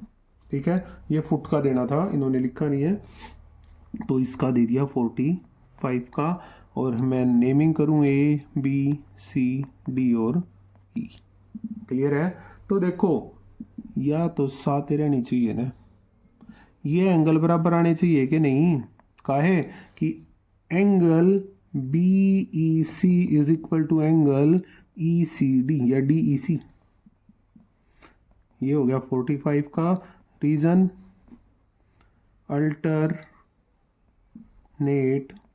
Interior angle,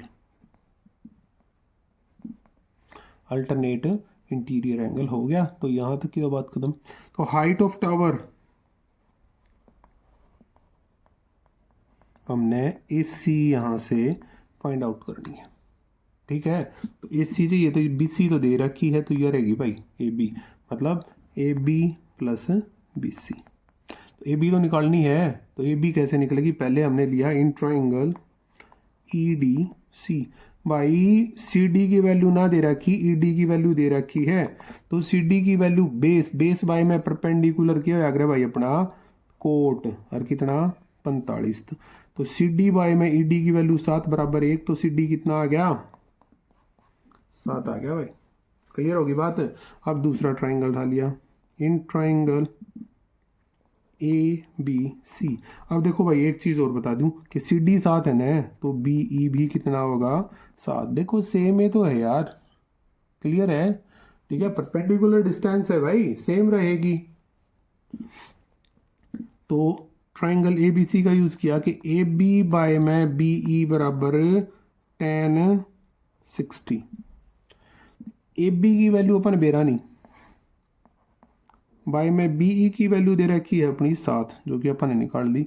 is equal to में कितना आ गया भाई, टेन 60 कितना हो है √3, तो ए बी बराबर 7 √3 आ गया। तो जो चीज़ चाहिए थी वो मिल गई ना, हाइट ऑफ टावर 7 √3 + 7 मतलब 7 इंटू में √3 + 1 मीटर, ये आ गई भाई हाइट ऑफ टावर। नोट करो क्विकली।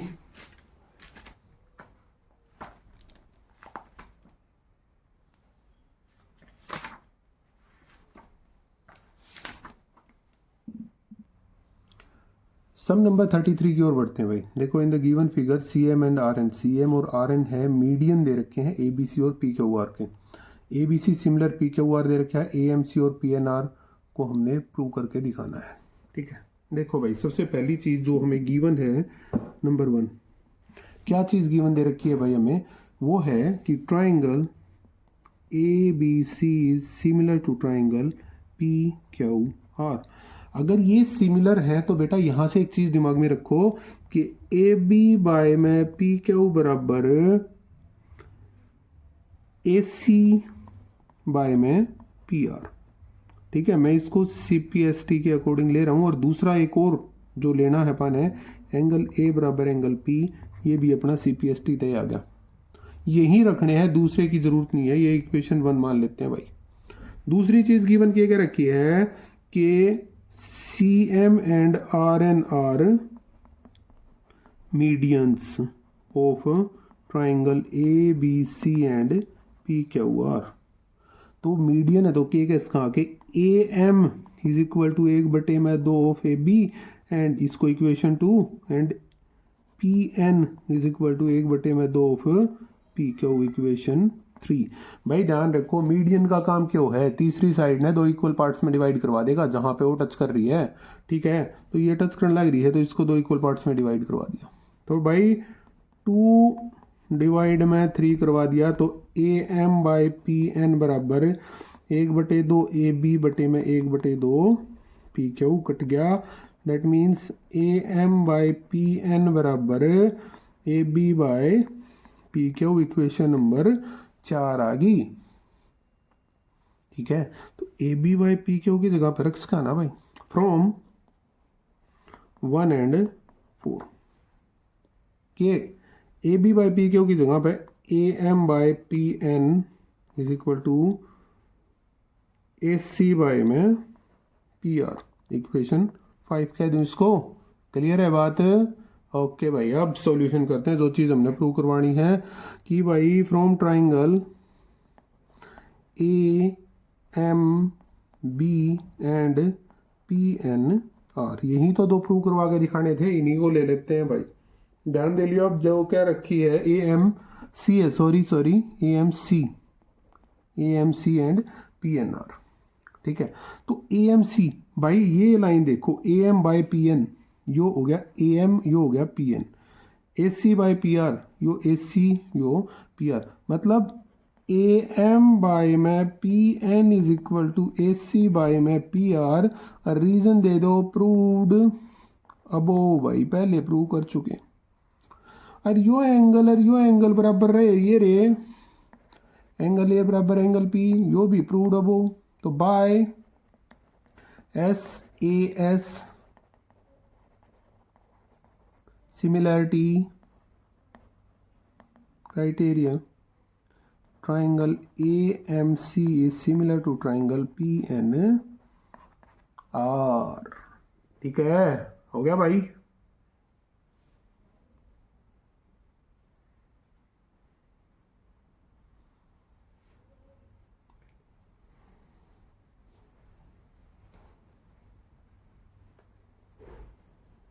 भाई सम नंबर 34 की ओर बढ़ते हैं।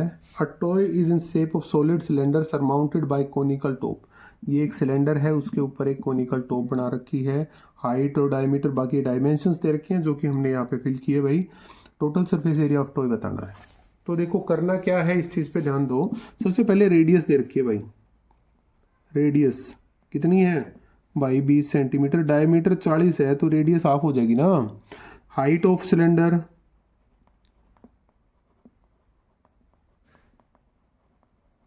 H that is equal to कितनी हो जाएगी भाई अपनी, वो होगी है 21 centimetre. Height of cone 15 centimetre भाई।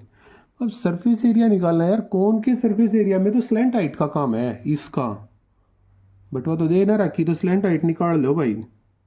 स्लैंट हाइट ऑफ कोन क्या होगी, under the root H square, H बोले तो 15, 15 का स्क्वायर प्लस बी, यो भाई 20 दोनों के लिए सेम रहेगा, तो 20 का स्क्वायर मतलब 15 का 225, 20 का 400, under the root that means 625 root में क्या आ गया 25 सेंटीमीटर हो गया भाई। अब surface area of toy, total surface कर लो कोई दिक्कत नहीं है, कि भाई surface area of cylinder plus C S से ऑफ कोन। अब यहां पे बात आ गई कि सर सरफेस एरिया क्यों बताया, टोटल सरफेस या कवर्ड सरफेस क्यों ना करा, यहाँ पे तो कवर्ड कर दिया भाई, यहाँ पे तो सिर्फ यो इलाका काउंट होना था, ठीक है। बट यहाँ पे देखो क्योंकि सॉलिड दे रखा है तो टोटल सरफेस एरिया लगेगा, बट भाई ये वाला हिस्सा है ना, ये तो अंदर है, तो इसको क्यों काउंट करना है, तो ये वाला तो काउंट होगा, मतलब 2πr/h प्लस अकेला यो वाला πr स्क्वेयर प्लस में क्या आ गया πr/l सी ऑफ कोन, समझ गए। तो भाई πr मैंने यहाँ तक कॉमन काट दिया, यो बच गया 2h प्लस यहाँ पे रह गया r प्लस यहाँ पे रह गया l, ठीक है। पाई की वैल्यू 3.14 कह दी भाई, r की वैल्यू 20, 2 गुणा में h की वैल्यू 21 प्लस r की वैल्यू 20 प्लस l की वैल्यू 25, पॉइंट हटा देंगे इसका, 314 बटे में 100 गुणा में 20, यो रह गया 42 और 20 62 और 20 82 और 5 87, ठीक है। जीरो तय जीरो कट गई, इसकी कैलकुलेशन कर लेते हैं भाई एक बार, ये आ गया भाई 54,636 बटे में 10 मतलब 5463.6 सेंटीमीटर स्क्वायर। तो सरफेस एरिया ऑफ टॉय कितना आ गया, ये आ गया भाई, नोट करो एक बार तक आते थे इसमें।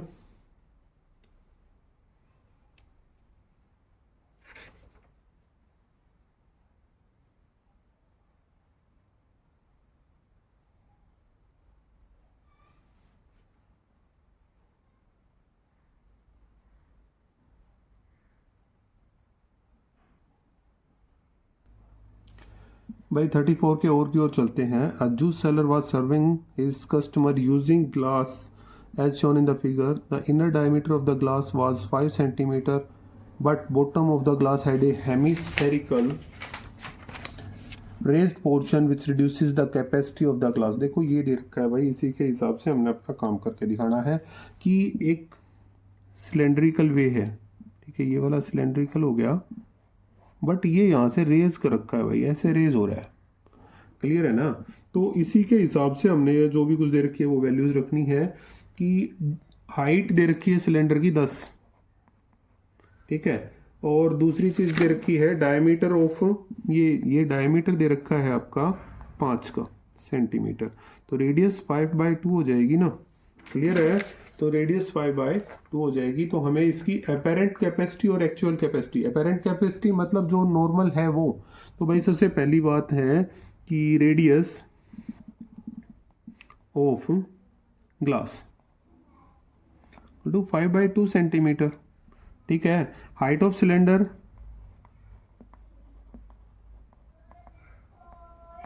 That is equal to 10 centimetre.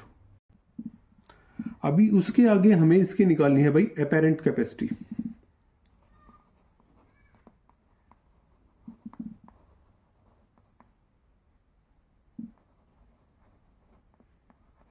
Glass is equal to volume of cylinder, ठीक है, ओनली सिर्फ वॉल्यूम ऑफ सिलेंडर, भाई कितना हो गया πr² h, क्लियर है। दैट मीन्स पाई की वैल्यू 3.14 कर रखी है, आर की वैल्यू 5/2 इंटू में 10 आ गया भाई। तो इसका पॉइंट हटाएंगे तो भाई में 100 हो गया, पॉइंट हट गया भाई, यहाँ से 0 से 0 कट गई भाई, क्लियर है। अब इस चीज़ को हम सोल्व कर लेते हैं। तो सोल्व करने के बाद हमारा कितना आ रहा है एक बार देख लेते हैं भाई।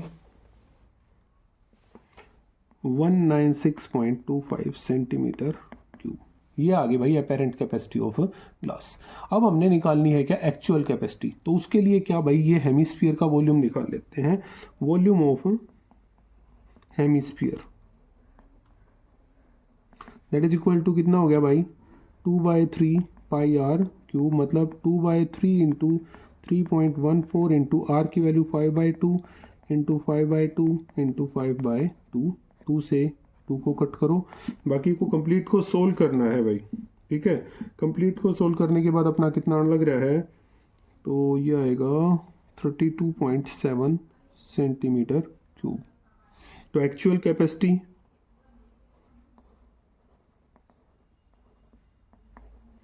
that is equal to 196.25 minus 32.7 centimeter cube, that is equal to 163.54 centimetre cube.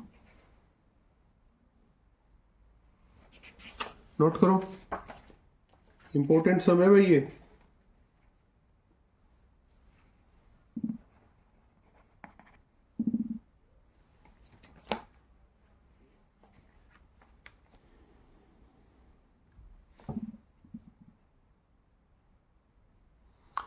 Some number 35 देखो।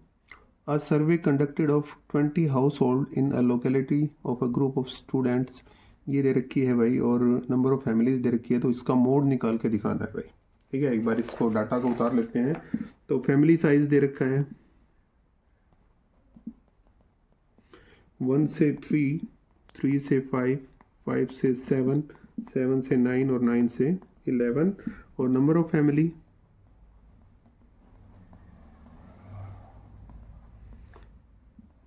F7, 8, 2, 2, 1। और ये टोटल कितनी है भाई हमारी 20 फैमिली दे रखी है। हमें इसका मोड निकाल के दिखाना है भाई। मोड क्या होता है, formula L plus F1 minus F naught by में 2F1 minus F naught minus F2 into H। तो पहले ये चीज़ें निकालनी है भाई। कौन कौन सी क्या दे रखी हैं ध्यान दो।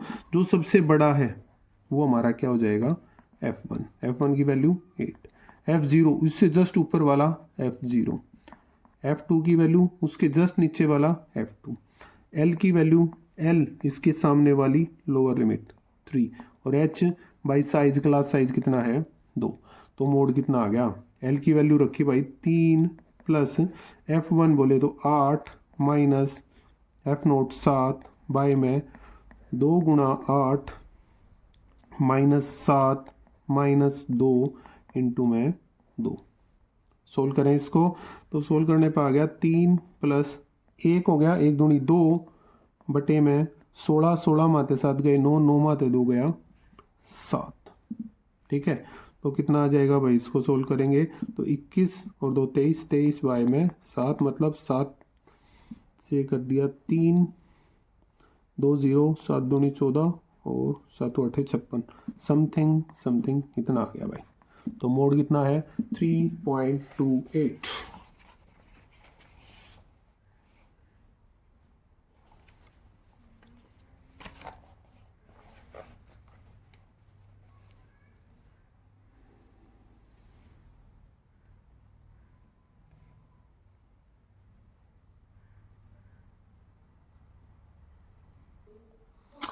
हाँ जी, आगे बढ़ते हैं सेक्शन ई की ओर। केस स्टडी बेस्ड क्वेश्चन के ऊपर आगे भाई।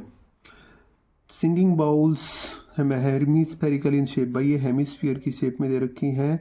Commonly used in sounding healing practices. Mallets ये दे रखा है भाई अपना सिलेंड्रिकल शेप में, और use to strike the sequence of the product. अब हमें यहाँ से बतानी है one such bowl is shown in the figure. ये है हेमिस्फेरिकल बाउल है जिसकी आउटर रेडियस 6 दे रखी है, इनर रेडियस 5। सबसे पहले यही चीज़ लिखते हैं कि outer radius of bowl 6 centimetre, inner radius of bowl 5 centimetre. Clear है? ओके जी। अभी हम इसको अगर आर नाम दे देते हैं, कोई समस्या नहीं होनी चाहिए। ठीक है। अब दूसरी चीज़ क्या दे रखी है, हाइट ऑफ या रेडियस ऑफ मैलेट। बड़ा आर ले लूँ भाई, उसको कोई दिक्कत नहीं होनी चाहिए उसमें बड़े छोटे में। तो that is equal to 2 centimetre और radius of height of mallet H लिया हमने, दैट इज इक्वल टू अपना कितना आ गया 10 सेंटीमीटर। क्लियर है? तो इसी चीज़ के अकॉर्डिंग अब आगे बढ़ते हैं। क्या क्या रखा है देखो। सबसे पहला क्वेश्चन पूछा गया, what is the volume of material used in making the mallet. Mallet को बनाने में कितना वॉल्यूम लगा। तो भाई नंबर 1 में है कि वॉल्यूम ऑफ मैलेट।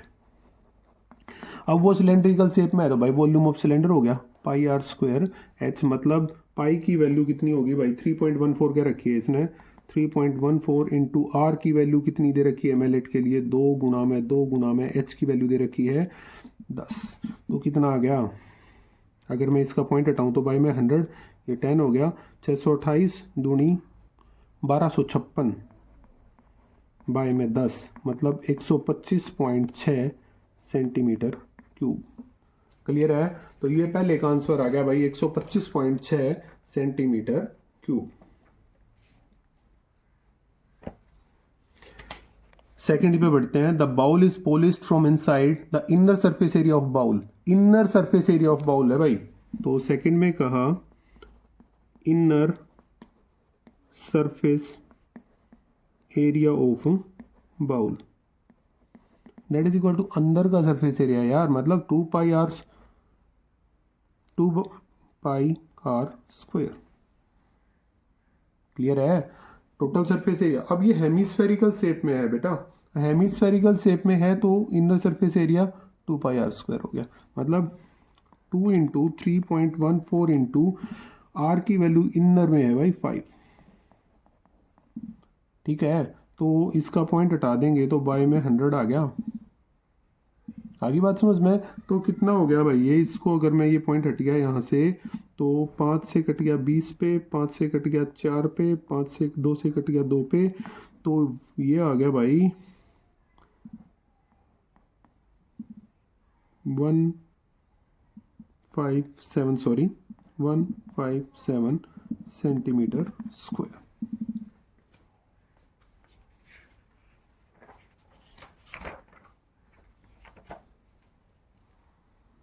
हो गया? ठीक है।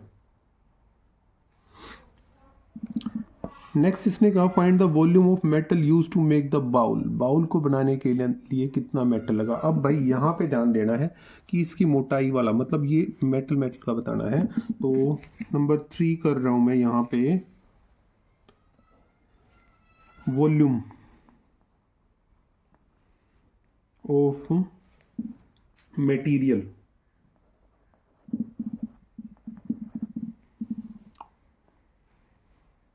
ये R1 R2।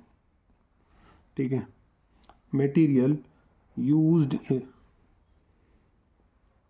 To make bowl, तो क्या हो जाएगा भाई, दैट इज इक्वल टू भाई बाहर वाला 2/3 पाई R1 क्यूब माइनस 2/3 पाई R2 क्यूब। मतलब अगर मैं 2/3 पाई कॉमन निकाल लेता हूँ तो R1 cube minus R2 cube, तो 2/3 इंटू 3.14 इंटू R1 क्यूब बोले तो 6 का क्यूब माइनस 5 का क्यूब। भाई कितना आ गया, 2/3 इंटू 314/100 इंटू 6 का हो गया 216 माइनस 125।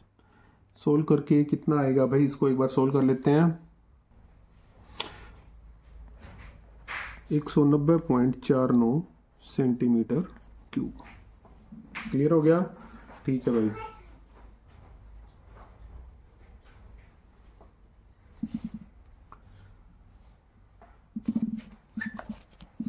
लास्ट हो रह गया इसका कि find the total surface area of mallet. Mallet का टोटल सरफेस एरिया। ठीक है, तो total surface area of mallet अगर हमें निकालना है, मैं यहाँ पे कर रहा हूँ भाई नंबर 4, जो कि और में दे रखा है इसका कि TSA of mallet, that is equal to 2πr(h) plus 2πr²। तो भाई 2πr common, h plus r total surface area cylinder का लगा दिया हमने। दैट मीन्स 2 गुणा 3.14 गुणा r की वैल्यू कितनी दे रखी है मैलेट के लिए 2 इंटू में 2 प्लस 10 प्लस 2, मतलब 2 गुणा 3.14 गुणा में 2 गुणा में 12। इसकी कैलकुलेशन कर लेते हैं भाई एक बार। 0.72 सेंटीमीटर स्क्वायर।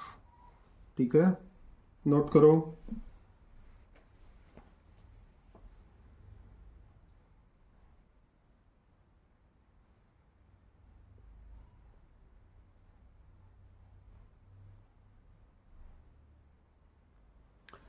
सम नंबर 37 देखो।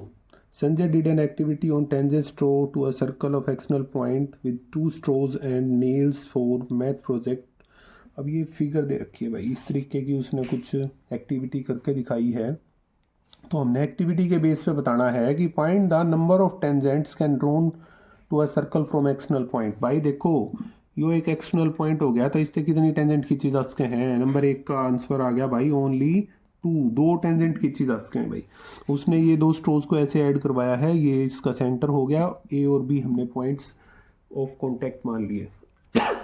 ठीक है, अब आगे देखो, उसने दूसरे में कहा on the basis of which of the following congruency criteria OAP और OBP। OAP बोले तो ये मिला देता हूं भाई, OAP और OBP किस क्राइटेरिया के ऊपर इन्होंने सिमिलर प्रूव कर सकते हैं।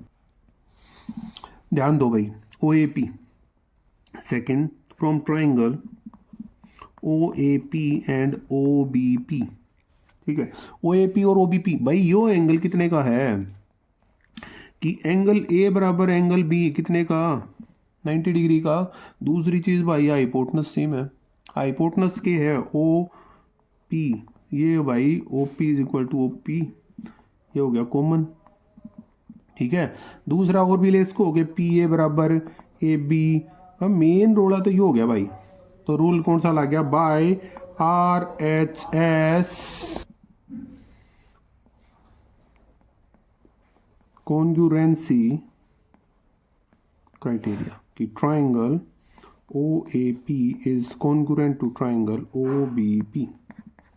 ठीक है, तो यहां पे कौन सा रूल लग गया भाई, ऑप्शन सी RHS लग रहा है। नेक्स्ट है कि एंगल AOB 150 का है, APB बताना है। AOB भाई थर्ड में कही कि एंगल AOB है ना 150 का है, ये बड़ा AOB पूरा 150 का है। तो हमने APB बताना है भाई। ठीक है, कि एंगल APB ये हमें फाइंड आउट करना है भाई। देखो मैं लिखूं कि angle AOB plus angle APB plus angle OBA plus angle OAP is equal to 360। भाई ये क्वाड्रिलेटरल बन गया, और क्वाड्रिलेटरल के सभी एंगलों का जोड़ कितना हुआ है, 360 हुआ करे। क्लियर, यो दे रखा है 150, यो तो निकालना है, प्लस यो कितने का 90 का, प्लस यो भी 90 का इज इक्वल टू 360। तो angle APB is equal to 360 minus 90 90 180, 180 और 100 280 और 50 330। तो कितने डिग्री का आ गया, 30 डिग्री का हो गया। ठीक है, नोट करो।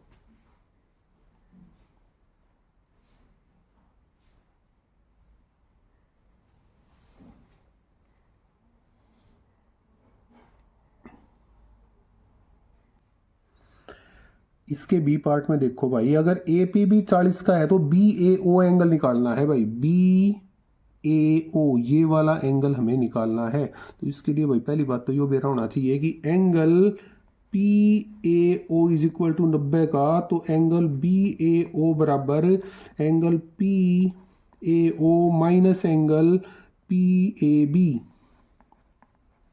यो आओगे ना भाई। तो PAB की वैल्यू निकालनी पड़ेगी भाई पहले। तो from triangle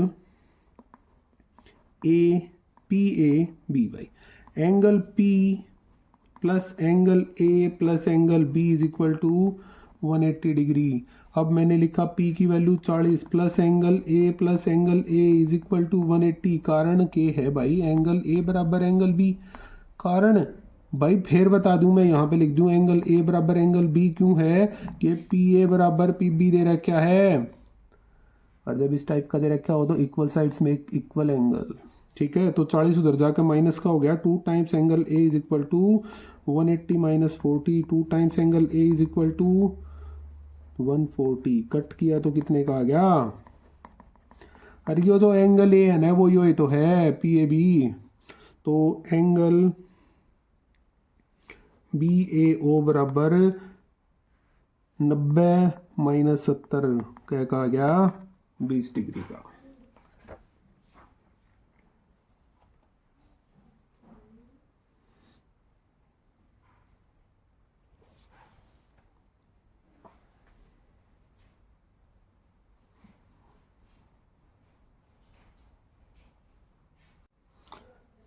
A boat in the river Ganga near Rishikesh covers 24 km upstream and 36 km downstream। भाई लास्ट सम है, तो क्या कहा कि गंगा में एक नदी अपस्ट्रीम और डाउनस्ट्रीम जा रही है। बट जब ऐसी चीज हो रही है तो सबसे पहले करना है let speed of boat x km per hour और speed of stream y km per hour. ठीक है, अब नेक्स्ट है कि speed of boat upstream. Upstream बोले तो जिस तरफ पानी बैंड लग रहा है उसके विपरीत में भाई, और डाउनस्ट्रीम x प्लस वाई, जिस तरफ पानी बैंड रखा है उसी के साथ में भाई। ठीक है, तो अकॉर्डिंग टू क्वेश्चन भाई आर वी नो दैट के भाई distance by speed is equal to time होया करे, यह चीज हमने बेरा है। तो भाई सबसे पहली चीज कही 24 किलोमीटर तो उसने अपस्ट्रीम चला है और 36 किलोमीटर उसने चला है डाउनस्ट्रीम। तो 24 किलोमीटर अपस्ट्रीम का मतलब भाई 24 बटे में upstream x minus Y plus 36 बटे में x प्लस वाई बराबर 6 घंटे में पहुंच गया भाई। पहली चीज जो इन्होंने कही थी वो यही थी कि रिप्रेजेंट फर्स्ट सिचुएशन अलजेब्रिकली हमने कर दी। आगे जो कहा है उसको बाद में देखते हैं, पहले यहाँ पे आएंगे। अब ये तो हो गया, आगे बढ़ते हैं कि 36 किलोमीटर अपस्ट्रीम 24 किलोमीटर डाउनस्ट्रीम 6.5 घंटे में। बोले तो कि 36 बटे में x माइनस वाई बराबर प्लस 24 बटे में x प्लस वाई बराबर 6.5 घंटे, बोले तो 13 बटे में 2। लेट करें 1 by X minus Y is equal to U और 1 by X plus Y is equal to V. तो क्या बन गया, इस चीज के ऊपर ध्यान देना है भाई। अब 24u प्लस 36v बराबर 36v बराबर 6 और 36u प्लस 24v बराबर 13 बटे में 2। क्लियर होगी बात। ये हमारी दो इक्वेशंस बन गई है यहाँ से। अब इक्वेशन बन गई तो क्यों ना इस चीज़ को हम सोल्व भी कर लेते हैं। तो ये देखो, अब ऊपर इसकी तुम मल्टीप्लाई कर सकते हो, तो ये हो गया 72u प्लस 48v बराबर 13। मैं इसको इक्वेशन 1, इसको इक्वेशन 2 का नाम दे रहा हूँ भाई। क्लियर होगी बात। ठीक है, तो यहाँ तक हो गया है। अब इसको आगे करते हैं भाई।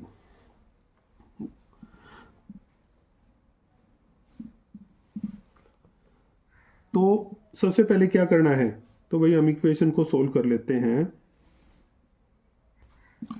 इक्वेशन 1 की मल्टीप्लाई हम 3 तक करवा दें भाई। इक्वेशन 1 मल्टीप्लाई 3 तो क्या बन गया, 24 थी 72u प्लस 108v बराबर 18। ठीक है, और दूसरी थी 72u प्लस 48v बराबर 13। ये इक्वेशन थी भाई।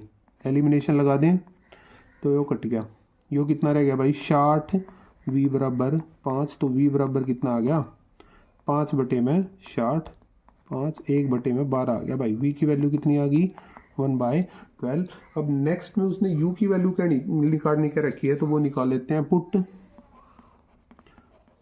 वैल्यू ऑफ v इन 1 में कर लेते हैं। 1 है 24u plus 36v, 24u plus 36 गुणा 1/12 बराबर 6।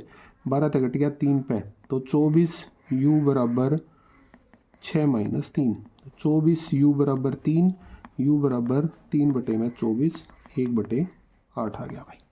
तो u की वैल्यू 1/8 आ गई, जो कि हमने निकालनी थी। तो वो कितनी आ गई भाई, u की वैल्यू यहाँ से इन्होंने कहा find the value of u, तो वो हमने निकाल दी। अब आगे बढ़ना है भाई, स्पीड ऑफ बोट और speed of boat in still water और स्पीड ऑफ स्ट्रीम, जो कि ये हमने x और y की वैल्यू निकाली थी, वो भी करनी है। तो क्यों ना जो चीज़ हमने माननी है, ठीक है, जो ये वाली चीज़ हमने मान रखी है, यहाँ पे वैल्यू रख दें। तो अभी वैल्यू रख लेते हैं भाई, ठीक है। तो since 1/x minus Y is equal to U, so 1/x minus Y is equal to U की वैल्यू 1/8, आर पार गुणा, that means x minus Y is equal to 8, and 1/x plus Y is equal to v, so 1/x plus Y is equal to 1/12। तो भाई x plus Y की value कितनी आ गई, 12, ठीक है। तो ये हमने सोल्व कर लिया भाई, इसको एक बार जल्दी से नोट कर लो, उसके बाद हम आगे बढ़ेंगे भाई।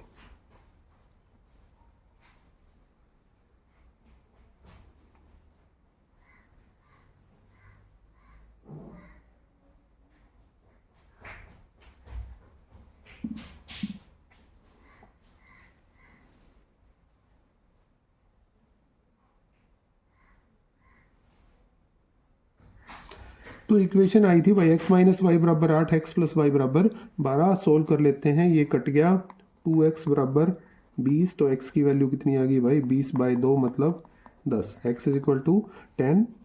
Put value of x in 3 में कर लें, तो 10 माइनस वाई बराबर 8, माइनस वाई बराबर 8 माइनस 10 मीन्स माइनस वाई बराबर माइनस का 2 कट कर दिया, तो y की वैल्यू कितनी आ गई, 2। तो speed of boat that is equal to 10 km/h, ठीक है, और speed of stream 2 km/h।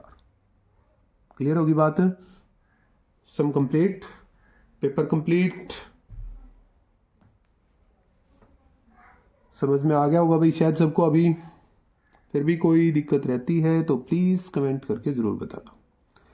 Channel को लाइक शेयर और सब्सक्राइब कर दो भाई। Thank you.